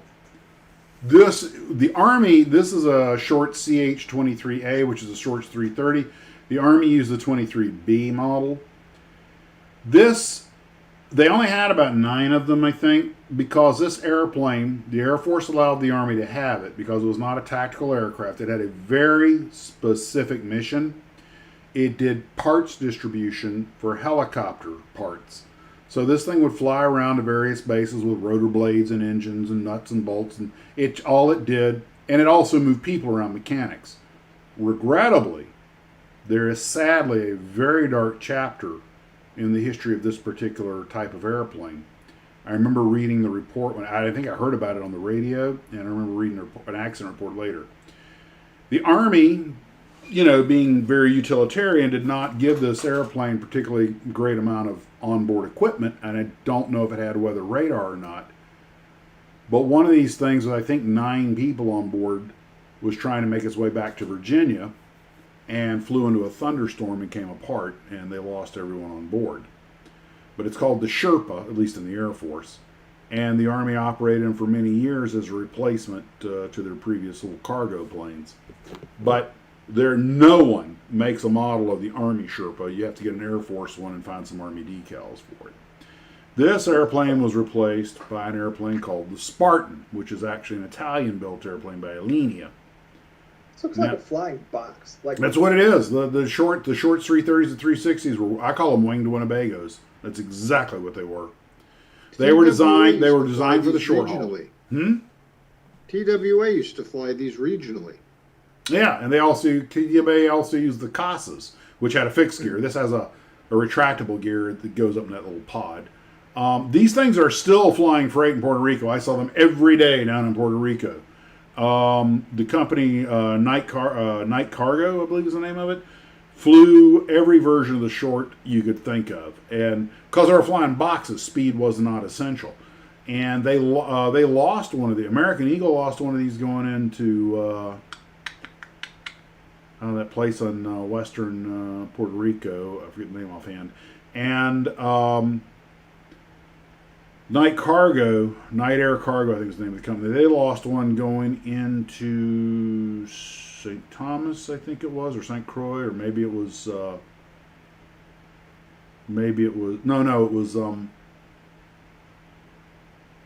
St. Martin. They lost one going to St. Martin. The guys took off in some really horrific weather, and they would have been okay except they chucked an engine. They smoked a motor in really bad weather, and they tried to make it back to the airfield in this horrific weather and wound up hitting the water. They found the airplane, and one of the bodies was in it. The other body was never recovered. Oh, God, we're getting dark. But crashed in Mayaguez. Mayaguez, thank you. Yes, Mayaguez. That was it. And anyway, so it's not a bad airplane, but the problem is these guys operate them like they're impervious to the weather, and they're not. They had a Norman Britain Islander, I think it was, that belonged, I forget it was the Flamingo or one of the little commuters. And the guy landed in Santo Domingo coming out of Puerto Rico, and the weather was just horrific. And he got into Santo Domingo, landed, He told the chief pilot that, man, the weather's too bad. I don't think I can come back. I'll come back in the morning when the weather blows out. And the chief pilot, you'll come now or you're fired. And I'd have told him, screw it, fire me. But he was a young pilot trying to get his career started, so he tried to penetrate the weather going back to Puerto Rico, I think, to find a spare tire and a shoe. So anyway, on to happier times. Then one of the biggest boondoggles in the history of the American military, the C-27J Spartan. Every time I see that, I think of John Spartan from Demolition Man. So the Spartan is a really cool little, I saw one at St. Augustine. That's a really slick little airplane. And the Army decided to buy them for the same mission the Sherpa used to have. So the Air Force was not happy. It was one thing to have an unpressurized commuter airliner that you could putz around dropping parts in, but this thing can actually fly a tactical mission. It can drop paratroopers, it can fly up at high altitude, and the Air Force real quick realized that the Army was getting a pretty sophisticated medium lift airplane. So they made a deal with the Army. Tell you what we're going to do. You give us your airplanes as soon as they're delivered. We'll put U.S. Army on the side, maybe have some mixed Army Air Force crews flying, but they'll be ours. Or we can go to Congress and see about halting your funding. Well, the Army wasn't going to push the issue. They had bigger fish to fry, so they agreed. Oh, the Air Force would rue the day they made that deal. This airplane wound up costing them more than a C-130. Ooh. Has anyone here ever bought a Ferrari or a Lamborghini? Steve, tell us about the costs involved with owning a Lambo or a Ferrari. The service is more than the price of the car. Oh, yes, Because it is. Because it's repetitive and non-ending. Or as my good friend Joe Marchetti, who at one time was the Midwest importer for Ferrari, said, Steve, they're shit when they were $12 million and they're shit when they're $12,000. Well, the Air Force wound up, if what I saw online was correct, for the operations and support and maintenance and everything else, and these airplanes broke down a little more than they probably should have, a $403 million price tag for the fleet. And they realized we could operate C-130s for $270 million. This airplane had a fairly short life in the American Air Force. They gifted them, mind you, to the Coast Guard, who operated them for a while and got the hell rid of them. I don't know, they may still be flying. So that airplane had a short life, and you can't see it, and I can't blow it up because it's too grainy. But that gray one on the left, it says U.S. Army in dinky little letters on the back, and I sort of God, that's the only marking on the airplane. So they actually wound up saying, I think the Army got involved, saw what the price tag was. The Air Force said, we want them. Sure thing, buddy. You have them. Take them. We want to play nice with the guys next door. Or maybe they just called the manufacturer up and said, you can raise the price a little bit. We don't mind. No, I'm pretty sure the Army just said, you know what? Here, you take them. They're yours. Now, Let's cut bait and move on. Yep. The Army, and we're going to get into this in the video I'm going to do in the future, so I'm not going to dwell on it here. I believe this is at the Army Aviation Museum in Fort Rucker. But the Army actually did have a handful of T-37 tweets for a while. I don't think they were actually painted quite like this. I think they were bare metal, but other than that, the markings would be the same. They probably painted this one to protect it from the weather. Back in 55, the Army, and this was just after the Korean War, and I don't want to go down that rabbit hole because I'm going to be covering this in a later video, but most of you guys probably already know that when the Korean War broke out, the American military was caught with its shorts down. They were pulling Mustangs out of mothballs in Japan to have something to attack the North Koreans with, and the Army was in no better shape. A lot of hard lessons were learned in Korea at the cost of 30,000 American lives.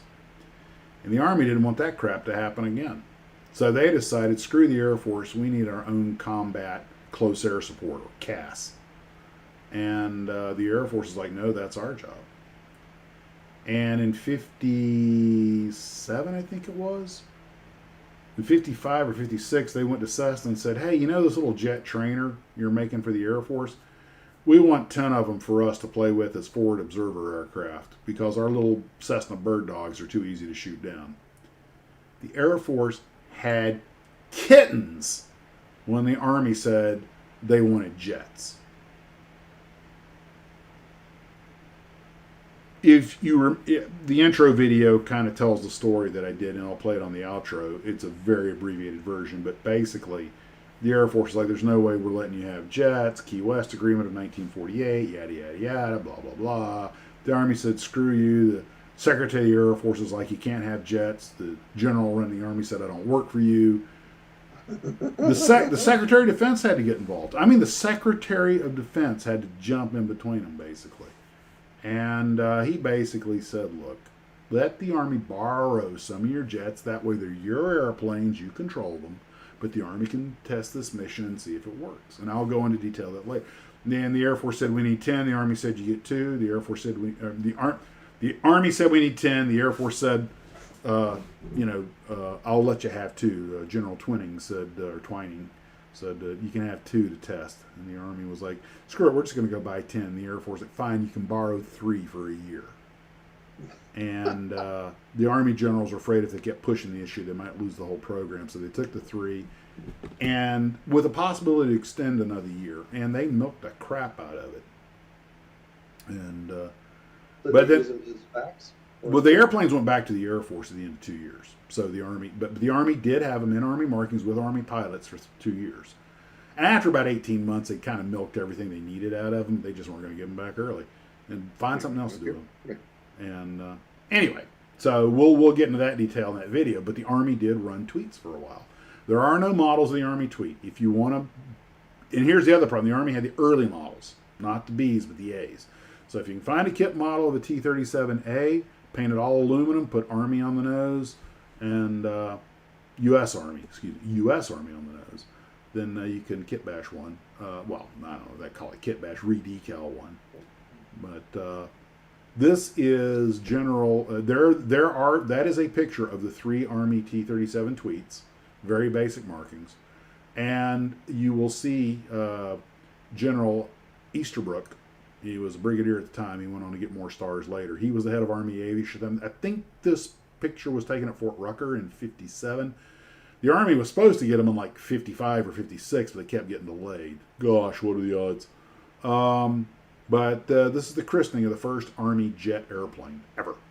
And so let's bash a bottle of champagne on the pitot tube. What could possibly go wrong? I think he's bashing on the nose, but I am a little wondering about that. I'm like, please tell me that's like one of those little thin glass bottles that breaks real easy or something, because that's on a frickin' aluminum airplane, dude. Leave it to the Army. Hey, we got a new one. Let's smash something across it. What I can't get over is that khaki summertime Army uniform with the knee-high socks and the shorts. I mean, I know it was 1957, but dude, I mean, admittedly, Georgia gets really hot and humid, but what? I mean, black spit-shine shoes and white socks. I mean, General Easterbrook was an impressive guy. I have a lot of respect for him, but dude, in modern times, that just spells uber nerd. You realize if you walked around dressed like that today, well, I don't know, in Lauderdale, they probably wouldn't notice. Oh, dear God, Ken, I just realized I used to dress like that. Oh, God, I'm such a nerd.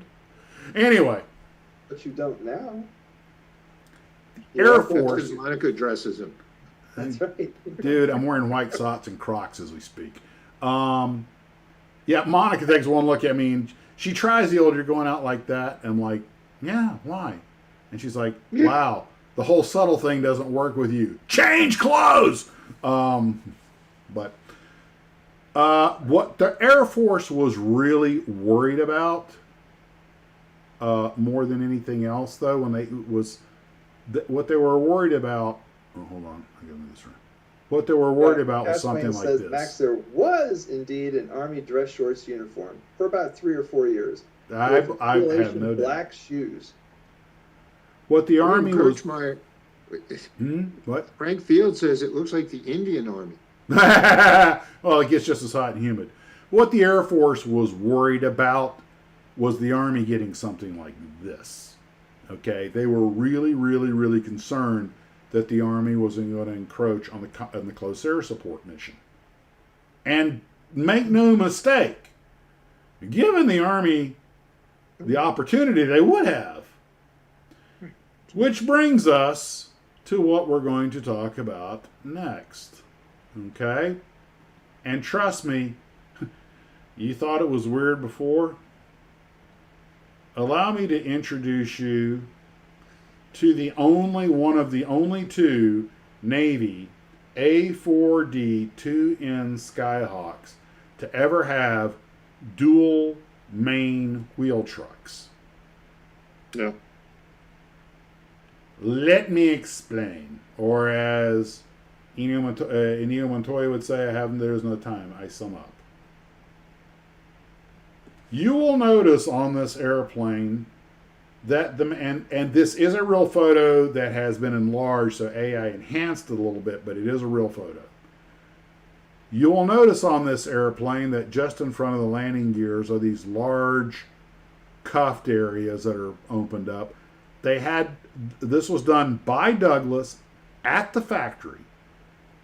The Army in 1961, following their test of the tweets, actually in like 59, they decided they wanted to try out some close air support aircraft that could operate off of grass fields. The Skyhawk was one of the airplanes chosen to be tested. Douglas saw the requirements, and they modified two of their production aircraft to have a dual main gear for soft field operations. And those in front of them up on the wing, they had these special landing gear bays and doors made to get around them. They reinforced the wing, they reinforced the landing gear, and they added this. This is what I want to kit bash with the Skyhawk. But you cannot find a kit of this or a conversion anywhere. This is one of those weird things that's kind of forgotten to history. This is one of the things I will be covering in nauseating detail in the video that I'm working on, which I don't know when it'll be ready, because the more I dig, the deeper I get, the more I find. Okay? But this is a real airplane that was flown by a Douglas test pilot, and Drew Woods was his name. He was a Marine Corps pilot who'd seen a lot of combat, and he did the test flying for the Army. I don't think any Army, and the airplane was never in Army markings. It was always in Navy markings. They added a drag chute to it and a whole bunch of other stuff, and the Army freaking loved it. In fact, they decided that if they were going to have an emergency contingency aircraft, if Congress said you've got to pick one now, they were going to pick this version of Skyhawk. Douglas outdid themselves, and in very short time. Okay? And it wasn't even that expensive. The mechanics found it easy to maintain. It did everything that was asked of them. It operated wonderfully off of soft fields. And that is why the Army was desperately afraid that something like this might happen. You guys will see it in a few seconds. Sir Jane says if you're going to do a video on that, remember to send a link to Ken so he doesn't miss it like the last one. Yeah, Ken. Thanks, This was an Air Force nightmare. The Army with its own close air support jets operating off of dirt strips that the Air Force would never operate off of. They were worried that it would cut into their budget, it would cut into their mission, and they were justified in that concern.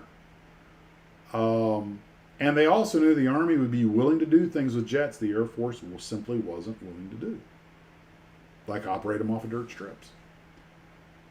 And Didn't the Marines do that too? sort of with the Harrier.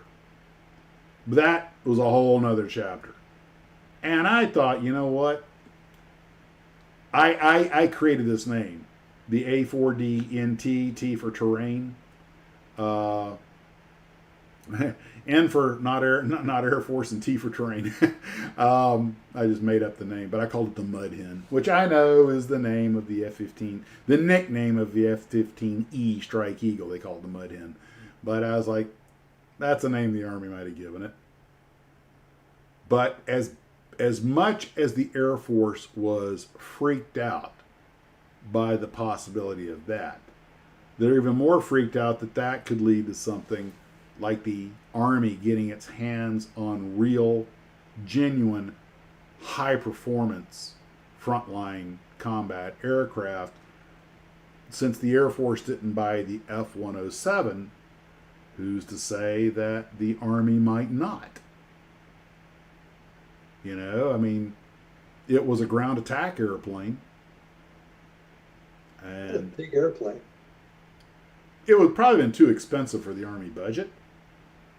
But you never know. And of course, if anybody was going to make a kit of that, it would be Revell. I call it the Strike Saber. But this was a United States Air Force nightmare.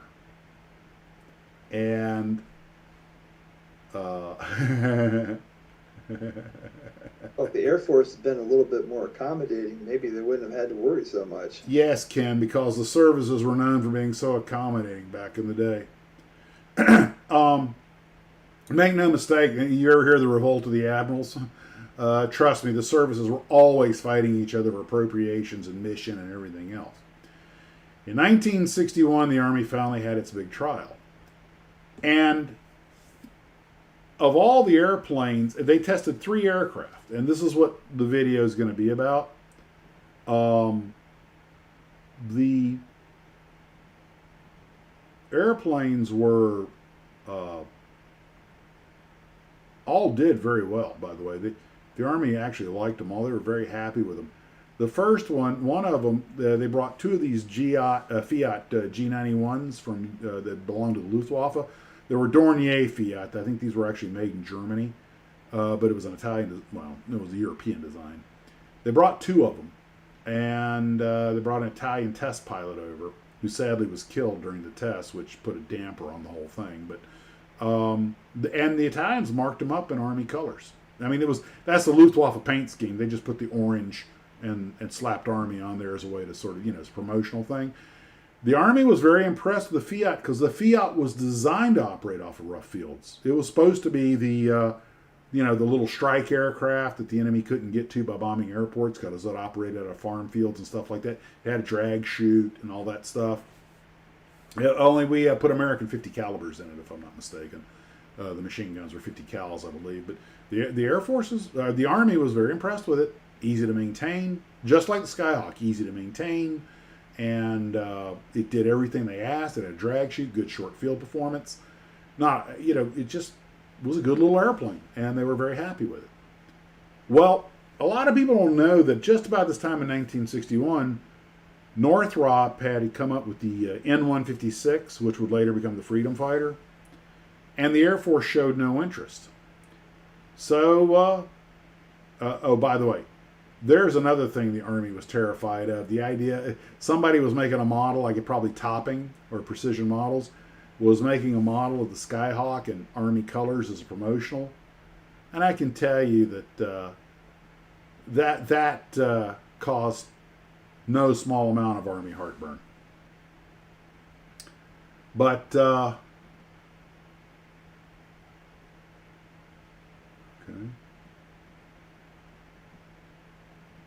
Okay, why isn't there a picture here?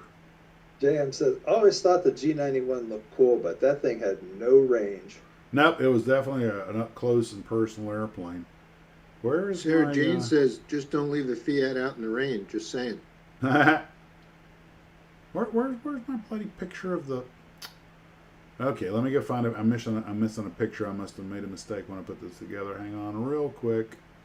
Oh, The name change. Point. That was a problem. The significant challenge of the Army flying high-performance jets like an F-107 is the huge cost of establishing a training cadre base. That all comes into play. That all comes into play. Okay. Right, to train Army pilots without having to ask the Air Force to do it.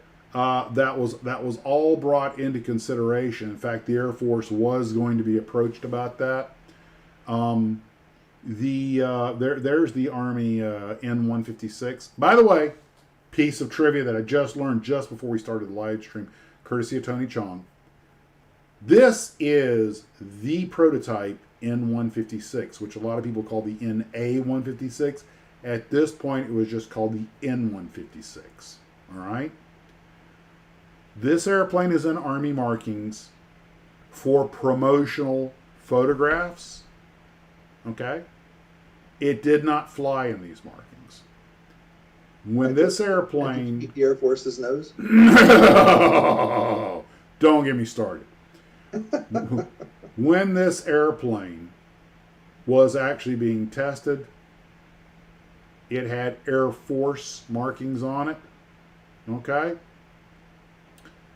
Now, again, I'm going to get into nauseating detail about this later on. But since the Army needed a sod field airplane, they modified this jet, put low pressure tires on the main gears, and put what's called a mud flap, and that's essentially what it is, on the nose gear to keep any crap from kicking up and going into the engines. You're a little too high. You're a little too high in the picture. It's going to come up in just a second.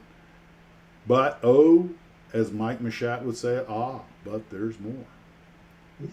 As a concession to the Army, they made a nose wheel. Oops. What happened? It came up. Oh, there it is. They made a dual nose wheel for the airplane. Now, turns out, I think this was just something they did for promo photos. They may have taken it one time around the pattern, but this landing gear could not be retracted because this was very quick and dirty, okay? Wouldn't fit. It wouldn't fit. But had the Army bought the airplane, they were showing we can do this with the nose gear and, we'll make it fit. But you'll notice it's all in Air Force markings.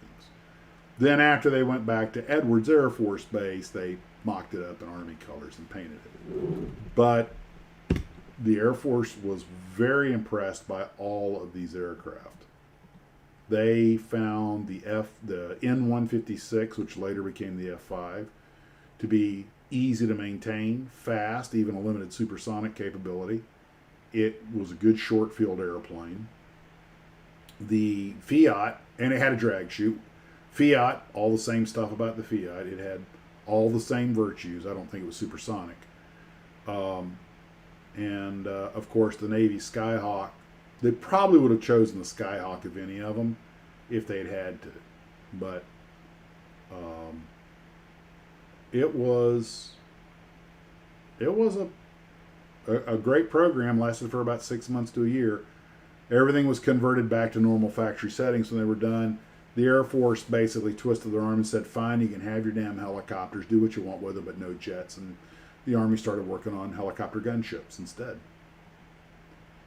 The Army does have more fixed-wing aircraft. They operated the Texan II for about 10 years as a replacement for the Turbo Mentors. They got rid of these, I think, in 2015. And I didn't realize this airplane's been around as long as it has. But they played with all kinds of stuff and to varying degrees of success. But fixed wing in the Army is still something the Air Force keeps a very close eye on. Now, when you get to helicopters, man, we haven't even scratched the surface of some of the stuff the Army played with in helicopters. I had never even heard of a Doman before, and I've been to the Fort Rucker Museum 2-3 times. And this guy, Glenn Head Doman, I think was his name, he actually designed and built these helicopters himself and showed them to the Army, and they were not bad little helicopters. The Army just decided they weren't robust enough or suitable for the Army mission. But he built a bunch of little one-off helicopters that wound up in various places in aviation history. Don Lee Cartoon says the Army has tugboats. Why not a carrier? The Army does have tugboats. That's true. But oh, I'm sorry. Let me go back to Ken. Are you done eating? I've been done eating for a long time. Well, we haven't had the screen up. Let me hold on. Transform, fit the screen. There you are. I'm gonna. Oops, I got to go to Zoom to do that. Duh, genius. Repin you here. Coswain says, to a degree, the U.S. Army had carriers in World War II, LSTs with the Bodie system. I've got plenty of pictures of Brody. I'll cover that when I do the video. Operating Piper Cubs. The Navy didn't care, just didn't want the Cubs on the real carrier deck. Yep. We'll get into that. I got to take a quick break. So, guys, I'm going to let you carry the show for 2 minutes while we take a quick intermission. He did mention the Harriers. Not much. Yeah, the Army looked at the Harrier. That was way outside their price range, and they knew there was no way the Air Force was going to let them have them. But they did look at them. It's in the book. No, I am not trading in my boat for a food truck. No. Ken, now's a good time to tell everybody what you were doing today on your boat. Nope. Steve, regale us with some really cool story, like your spaceship behind you. That is from the Walt Disney Man in Space series from the mid-50s. That's the RM-1. That is the ship that left the space station to go on a Mars mission, which Strombecker and later Glencoe repopped the kit. What's that big round circle on the thing on the front? The spike. The red thing? Yeah, it's big round. It looks like a big shield Wait. or something. Oh, it's a reactor shield. In the nose, there's a reactor, and It's that in the round nose? thing is the shield from the reactor. The reactor's Here, in I'll the show you. Wait, just wait a second. Okay. Be back. All right. He's gonna hold us in suspense here. While you go. He's probably got one sitting around. And then it's got a little ship coming out the bottom. U.S. Air Force. They are everywhere. There's something we said about all land forces under one command. What? There it is. Can you see it? What? The nose is gone. That little spike sticking out the front's gone. Okay, There it is. Yeah, there you go. Now you can see it. Put it more in front of you. Lower it down a little bit. Lower it down. There you go. Now we can see the whole thing. And the reactor was in the nose. Yeah, that's a lead shield. The reactor's out in the tip. Yeah. Okay. I marked mine up with all kinds of decals. I put like Navy markings on it and stars and bars and made it like a military thing and squadron logos. I had all these extra decals and it's so big and white I couldn't resist. What was that little ship that was coming out the bottom? That's that's the bubble suit. pod with the man in it. When they go to do repairs, guy climbs in here from inside and it comes out and it's propelled. And it has arms that comes out and it can do repairs. Oh, And then okay. he goes back up in the bottom. You never saw Man in Space from Disney? No, he didn't. If I did, it was a long time ago. Ken, I say this not joking. It's out on YouTube. You trust me, you will love it. Yeah, it's really good. It's held up well over the years. Really has. And Von Braun himself is the guy that does the introduction. They have a couple of them, but no, I seriously, Ken, if you go out there, I'm trying to find the pictures of mine, but I do everything by date. I'm gonna have to start doing it by subject because I start digging in like when did I do that? When did I build that?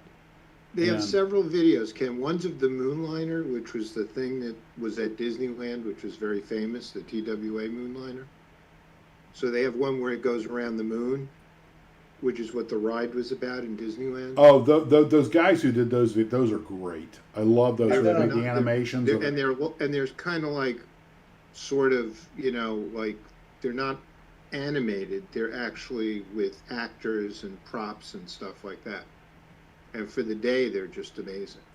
There Yeah, are that's right. some guys have done like the Moonliner mission with, I guess, using CGI or whatever, and they're really good. And I'm like, you know, it shows it going into space, the gear folding up and everything, and all that stuff. And it's, I got to give, you got to give Walt credit for all of his failings. He did have true vision. Yeah. Well, he had the right people too. And they call them Imagineers for nothing. Oh man, I'm halfway inclined just to go get mine off. You know what? I have no idea where I put that, so I'm just going to go get mine out of the shelf and show it to you. What? My His Mars rocket. Oh, okay. That was Mars or Moon? This is a Mars. Hmm. Moonliner is the other one, the TWA one. Oh yeah, the long thin needle one. Yeah. Okay. It's a little different. They've come a long way in the design of rockets going to Mars, though. Yeah. I just keep watching things about saying that nobody will ever go because nobody could come back. I saw that video because of gravity. Well, first off, they can solve the shielding problem. That's not a real big deal.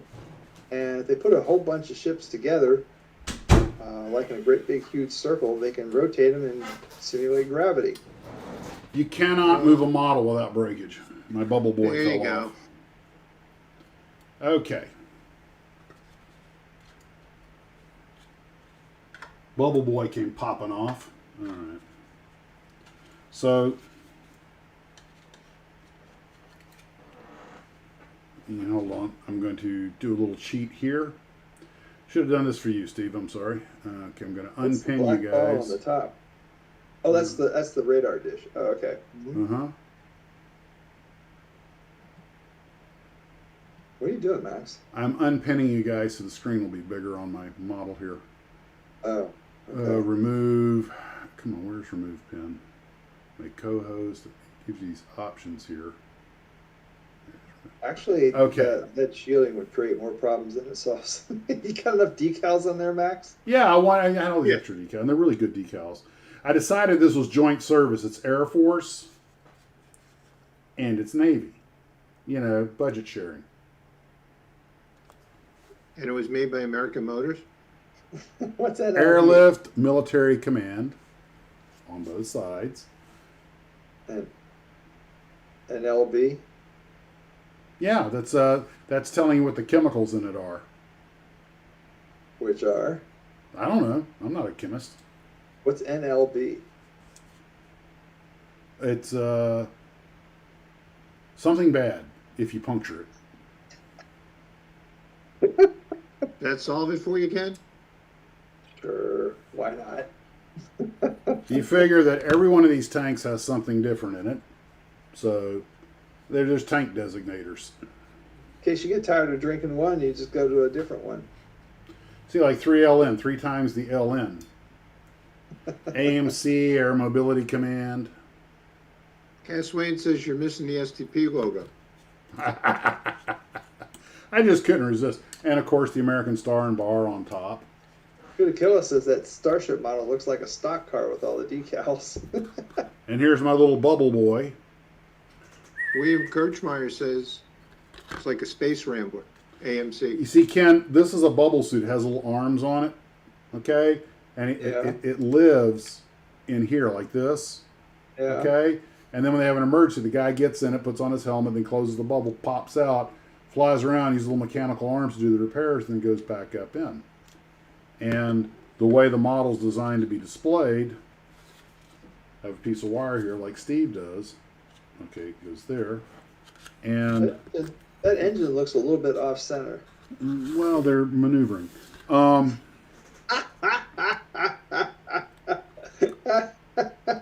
it's not off center. Yours is Yeah. fine. And they're... And Bubble Boy is here flying around in the suit. Whoa! And now he's lost in Not space. anymore. Now he's lost in space. Oh shoot! Hold on, move that out of the way before I break it with my forehead. He might not ever be found. I thought I had, well, I got a piece. Yeah, I got a piece of tape holding it in place, but it's not holding it very strongly. There we go. Put my thumb and put that back down. John Ashley Smith says, "Which one has the coffee?" Yeah. This is why you should not drink and model. AMC, Gremlins in Space. There you go, baby. American Motors Corporation.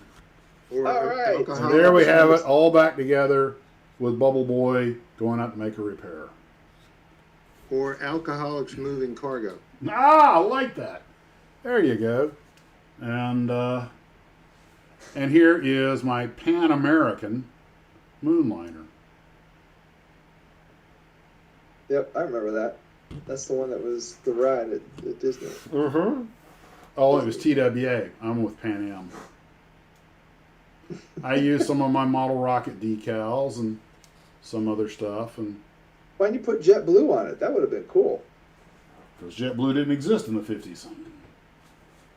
Besides, Ken, it would be rocket blue. So, I'm glad you brought that up, Steve. It was a chance to drag some models off the shelf and almost break them. Ken actually brought it up. He was commenting he wanted to know what that was on my screen. We're Well, trying to fill time while you were doing things. well done, gentlemen. Well done indeed. So, now, back to the show. Better things. Skillmonger Apprentice went to a train show today. Oh, lucky. I told you guys I missed Model Palooza. I did not, it wasn't on my schedule, and I did not realize that it was today. I feel so silly. Yeah, that's like a big thing up there for you. Well, kind of, sort of, but I'm like, well, I missed it. Oh, well. Trey texted me about noon and said, hey, you coming? We're here. And I was like, I got it at like 5 p.m. after the close. Like, because I turn my ringer, I get so much spam mail and stuff that I turn my ringer off. And then, of course, I miss these things. But, oh, well, what are you going to do, You can block those phone numbers, right?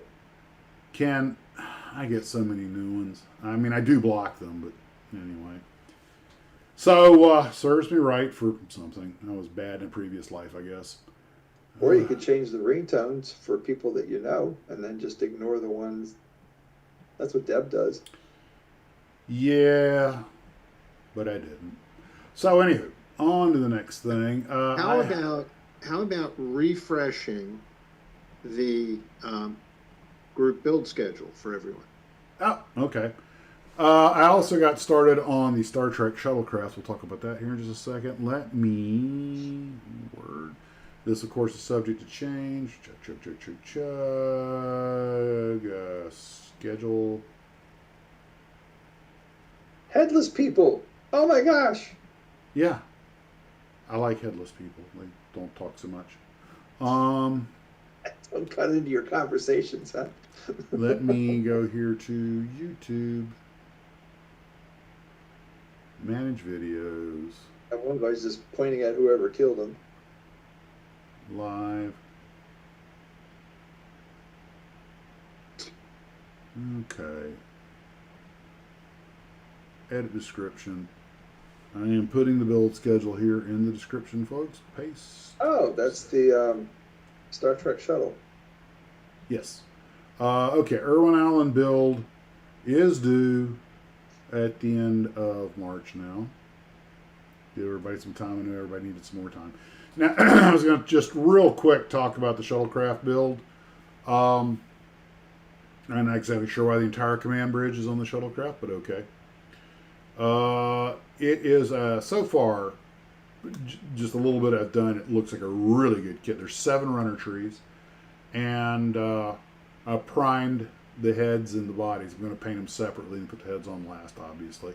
And that'll be the first thing I do before I even get started on the rest of it, with the exception that I went to a painting guide, and I actually went and watched an episode of the show because I wasn't sure they were 100% correct. But yes, I primed the inside. The inside is actually green.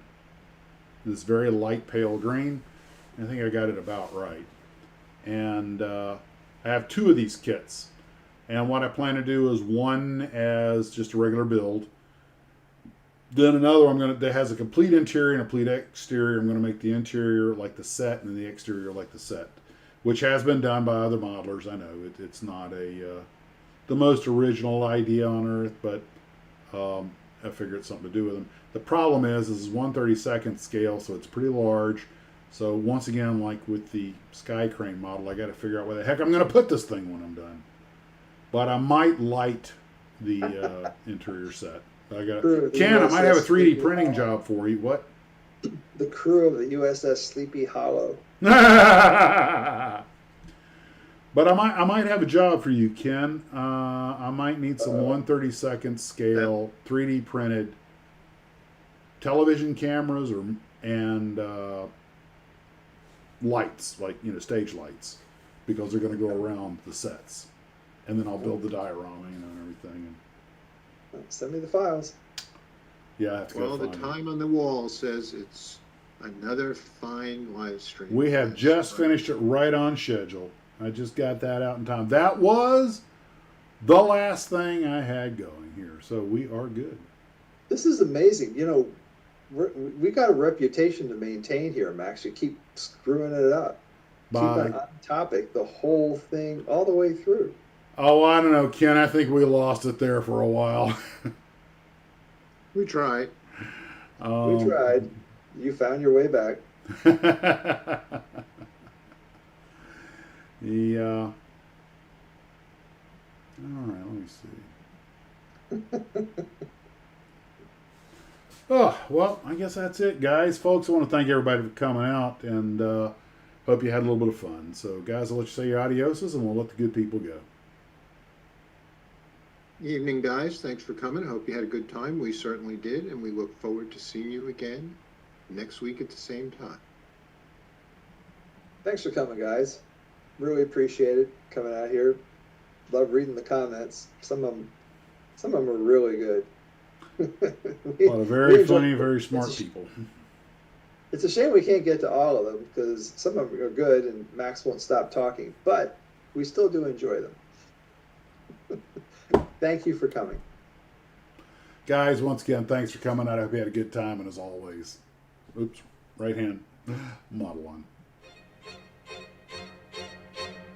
Always.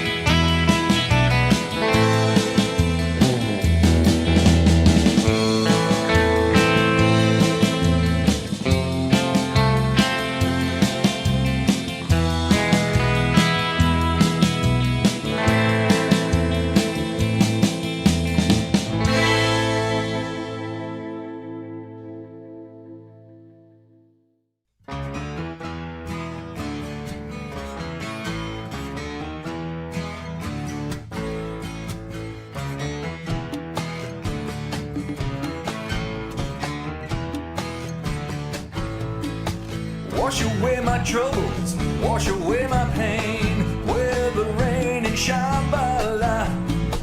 Wash away my sorrow, wash away my shame with the rain and Shambhala.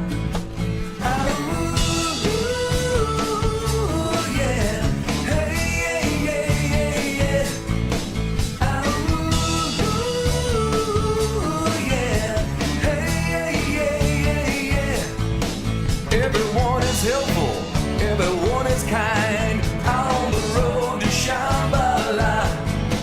Everyone is lucky, everyone is so kind on the road to Shambhala. Ooh, yeah, hey, yeah, yeah, yeah, yeah. Ooh, yeah, hey, yeah, yeah, yeah, yeah. How does your light shine